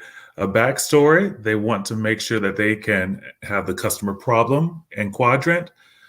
The unique value proposition. What sets your business apart? The solution and the minimum viable product. That's not the most valuable player, but the minimum viable product. I think they almost have the same kind of importance, but yeah. And then revenue stream and categorizing your business model type. Those are the 5 things that they have to get in, not to mention what their ask is. As you've heard several of the judges request, what is your ask? What are you asking from people?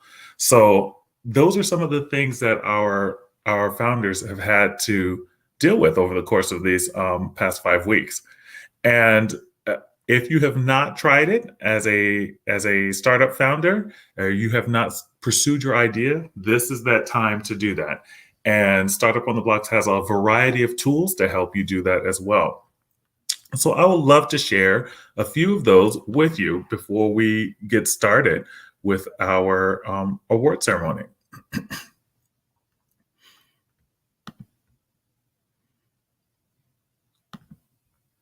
Okay.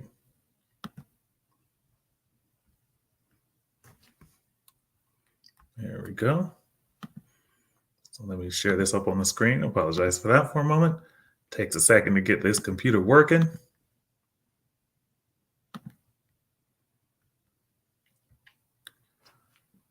So when we look at Blacks in Technology and the work that we are doing, a Blacks in Technology Startup Founder Program, you are experiencing our Startup Demo Day today. And our program goal is to reach over 1,000 members with training opportunities and 500 documented connections to ecosystem resources. So that's the startup ecosystem is what we're speaking about. So we want to make sure that everyone who participates in our cohorts gets an opportunity to connect. That is so important for us. The Lean Stack platform, we have 30-day cohorts. So we're going to do 4 of those of at least 30 members apiece. This is our very first one. So congratulations for seeing everyone who is doing that first part. Then we also want to have a launch accelerator. And this is going to be a cohort of 10 teams with up to 7 members per team. But that's going to come a little bit later over the summer, and you'll hear a little bit more details about that. So those people who are able to participate in that cohort will have had to go through kind of the cohorts that we're doing now. So whether they win a monetary award or not, this will give them an opportunity to be a part of this larger launch accelerator. So there's more coming down the line. So definitely look out for that. Finally, the self-paced Blacks in Technology Idea Accelerators, we have information for that. And that is using our Startup Science platform. So Startup Science and Kukua Institute have also partnered, and we have full access to their curriculum. So we would definitely want to get about 500 members to going through that. At least 40 of our members in our cohorts can get through the 2-week training that they have for a pre-accelerator. So that's what if you're just first starting out. and you just kind of have an idea and you kind of want to know how to get started, that is what that is for.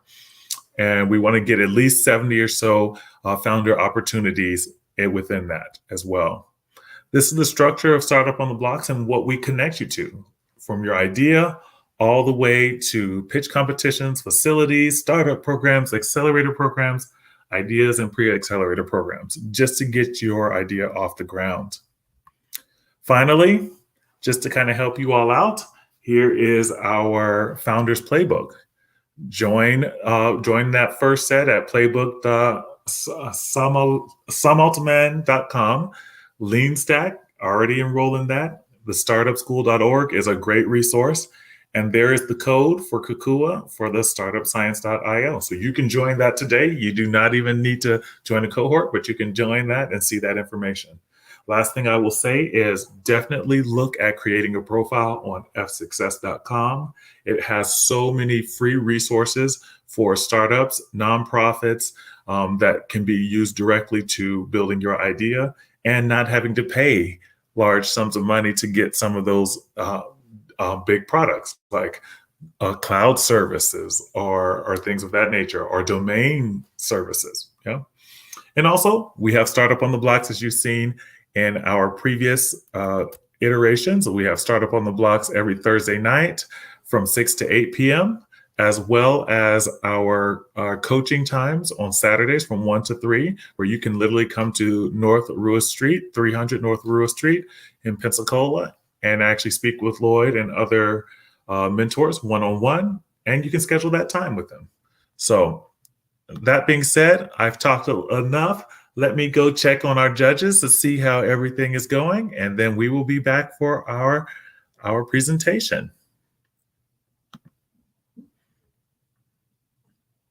Startup ecosystem, what the idea is that you have to learn how to pitch your idea clearly and concisely.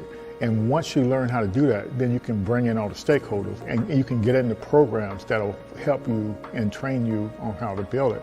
But that first step is you have to design a business model that is desirable. When I initially moved back to Pensacola, I had a meeting with Lloyd.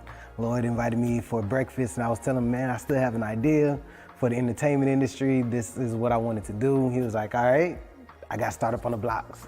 So I need you to start coming to Startup on the Blocks and get a little more information on how to work through the tech ecosystem, and take your idea and we'll get you where you need to go. My company is called The Know, is an app that is streamlining business for the entertainment industry. Yeah, so if you're a musician, what you would do is pretty much jump on the platform, you'll create a profile, but the way we created the profile is pretty much a cleaner way. So now if they want more information about you, you'll connect your social media platforms, your streaming platforms, and that way they can go directly to it. What we also have included is your calendar. So pretty much you can set your days, you can set your price for your days and automate your booking. So initially talking to Lloyd, my idea was all here, it was there, it was over here, it was over there. It was like, all right, Quinn, I get it. You got a lot that you want to do, but we need you to bring it in just a little bit and then work on your pitch, your story, and how you're going to bring it full circle to get people to understand what you're trying to create. Most of the programs here wasn't inclusive.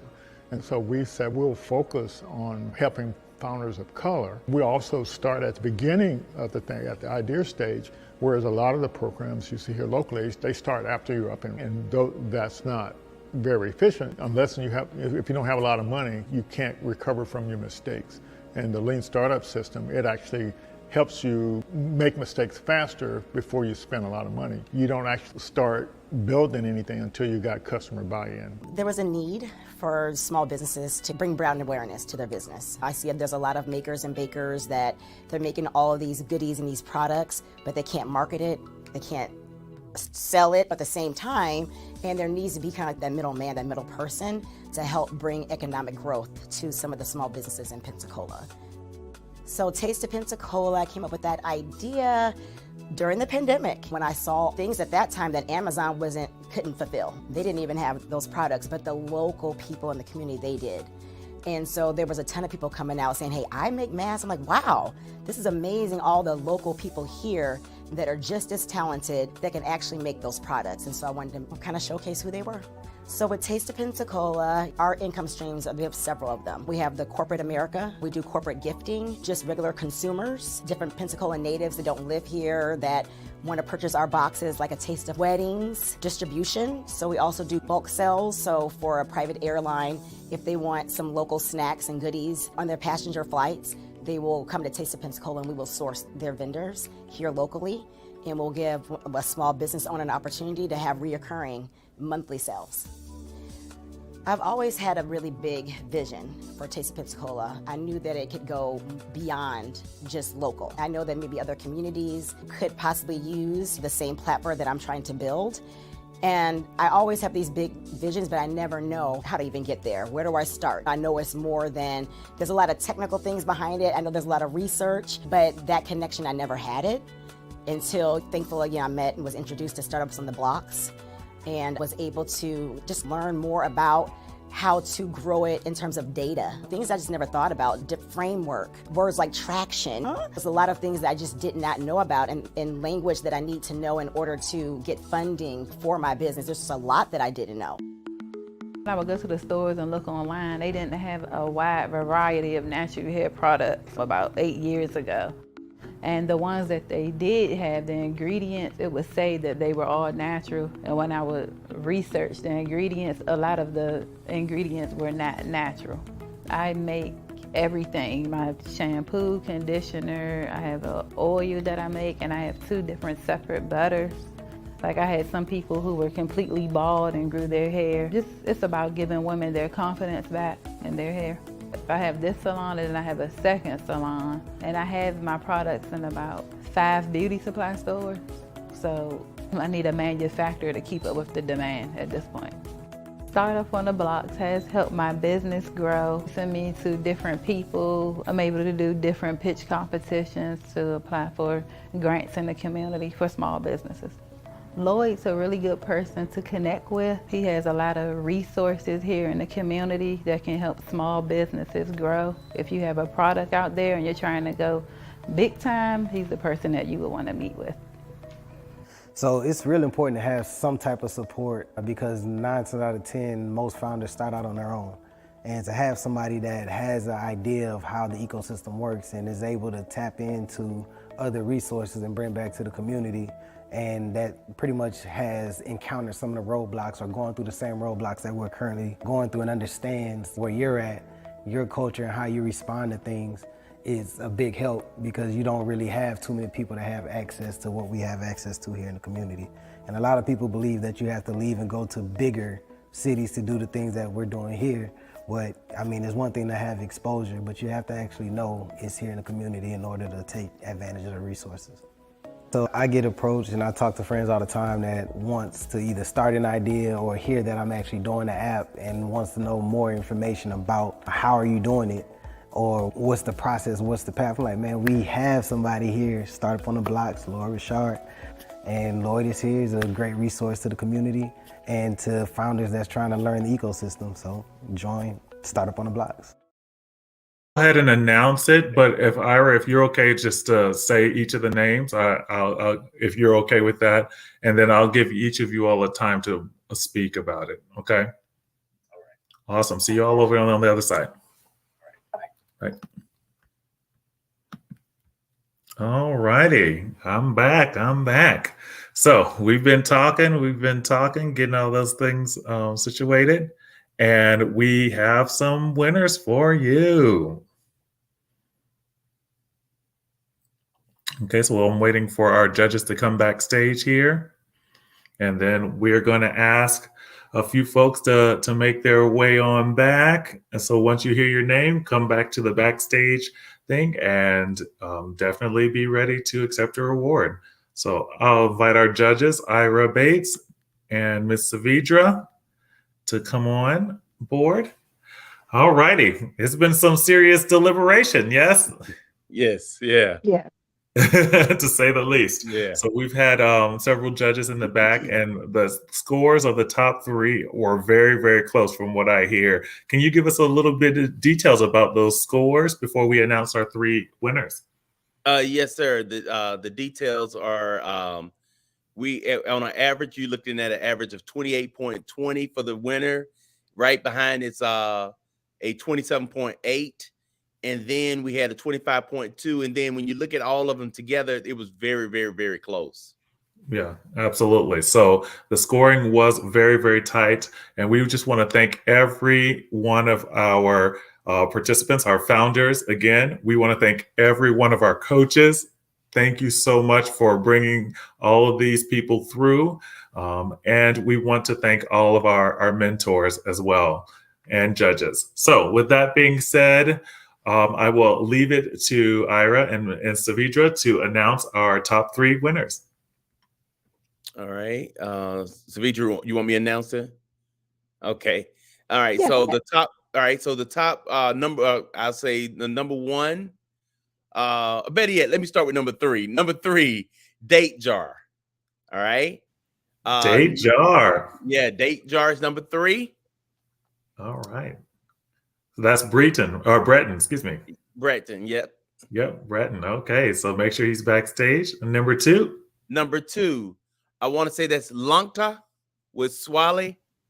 Swale Nunez. Yeah. All right, congratulations. And number 1, Rita. Rita with Harold. Awesome. So I'm going to have a few moments for these 3 founders to get on board, and I'll have a conversation with them. Congratulations. All righty, here is Harold, Breton, and who is and who am I missing here? Rita. Swale, yeah. We'll wait for Swale to make his way back here in the meantime. But congratulations, Breton. Congratulations, Harold. Congratulations, you guys. Good job. Are we all right? We're all right now? Appreciate y'all. Thank you. Thank you guys so much. Thank you guys so much. Yeah, everybody. Thank you. Thanks so much. Yeah. Yes, congratulations. Breton, do you have anything you want to say about your experience? I had a great experience, and I love the fact that other people who wasn't even my mentor or just in general, people in the community were helping me and doing so from a genuine space. So yes, love the program, and I want to make sure more people go through it. Absolutely. And Breton, I do like how you incorporated your tagline. Oh, say that one more time, Savija. I was just telling him I like how he incorporated his tagline also in his pitch. Yes, absolutely. And Harold, I mean, you just had so much passion about what you were doing. I think we all really resonated in the audience with what you were trying to say. Judges, do you all have any feedback from that you haven't said yet? Well, I would say this, starting first of all, congratulations to everyone. Like I said, I was talking backstage when we were in deliberation. I've done this several times, and it's getting better and better. The whole process, the mentors, the coaching, all that. And Harold, I just want to tell you the energy that you brought. And I knew when as you were spelling it out, I said, you know what, this is gonna something that I believe that can work also. I just like the way that you had laid it out, and great job. Swale, what else can we say? It was awesome. So congratulations to you all. Thank you. Absolutely. Thank you. Yes. You have anything you want to say, Swale? I know you're coming in a little bit. Yeah. I was trying to switch, but one, Lloyd, for you and everybody involved in putting this together, this was amazing. I always tell people sometimes entrepreneurship can feel like a lonely road. So when you find yourself amongst other entrepreneurs, you realize that there's a support system that exists, right? And you're not doing this alone. And that how often you can be reassured of that is important. And I think this created a space for us to kind of come together and realize that, hey, there's a few of us on this journey and there's a support system. So thank you guys for that. And I appreciate the opportunity. Everybody's deserving. And listen, my network is your network. So however I can help in any capacity, please let me know, and I'll do my best to kind of make connections as needed. Awesome job. Well, congratulations. I'm clapping virtually for you all. And Lloyd Sr. will be in contact with each of you all about your winnings and in the meantime. But thank you all so much for being a part of our very first cohort with Blacks in Technology Idea Accelerator. We have 3 more of these cohorts coming, so make sure you're a part of the mailing list. Definitely join Blacks in Technology so you can see when those times and dates are going to be available for the next cohorts. And we want you to keep participating. And for those of you who did not win the cash, that does not mean you're not in the running for some other things that are coming down the way. So we want to uplift all of our brothers and sisters. We want to make sure that all of you know that you are valued and your idea is valued. Do we have a question before we go, Harold? Oh yeah, absolutely. I just want to, I know there's millions of people watching this. BIT is it's the premier place to be.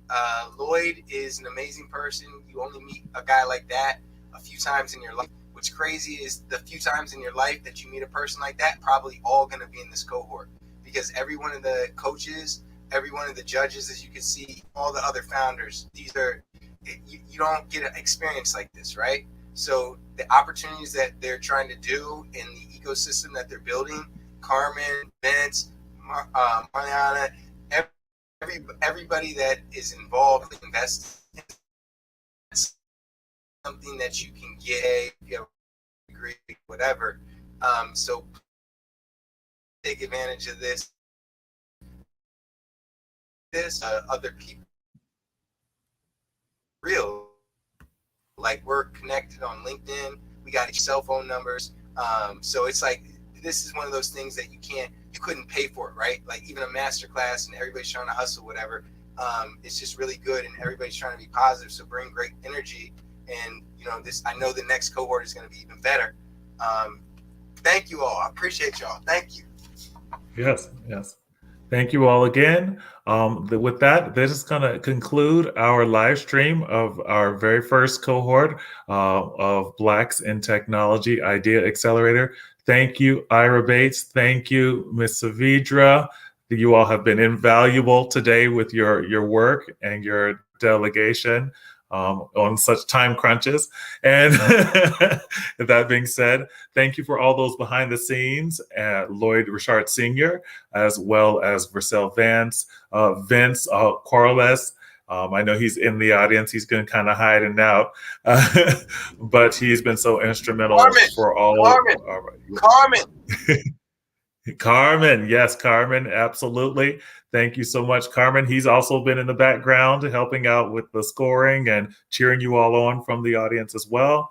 And then all of our coaches who've gone through the Lean Stack training that was also provided by Blacks in Technology, as well as our mentors who have not even popped. Some of them weren't even on today, but there's almost 20 mentors that have been a part of this process. And so there's been so many people that have been here, and I wish I could name them all for you, but I cannot. But the gentlemen have named them in the chat, so definitely do that. Thank you all again. Have a wonderful evening, and we look forward to our next cohort.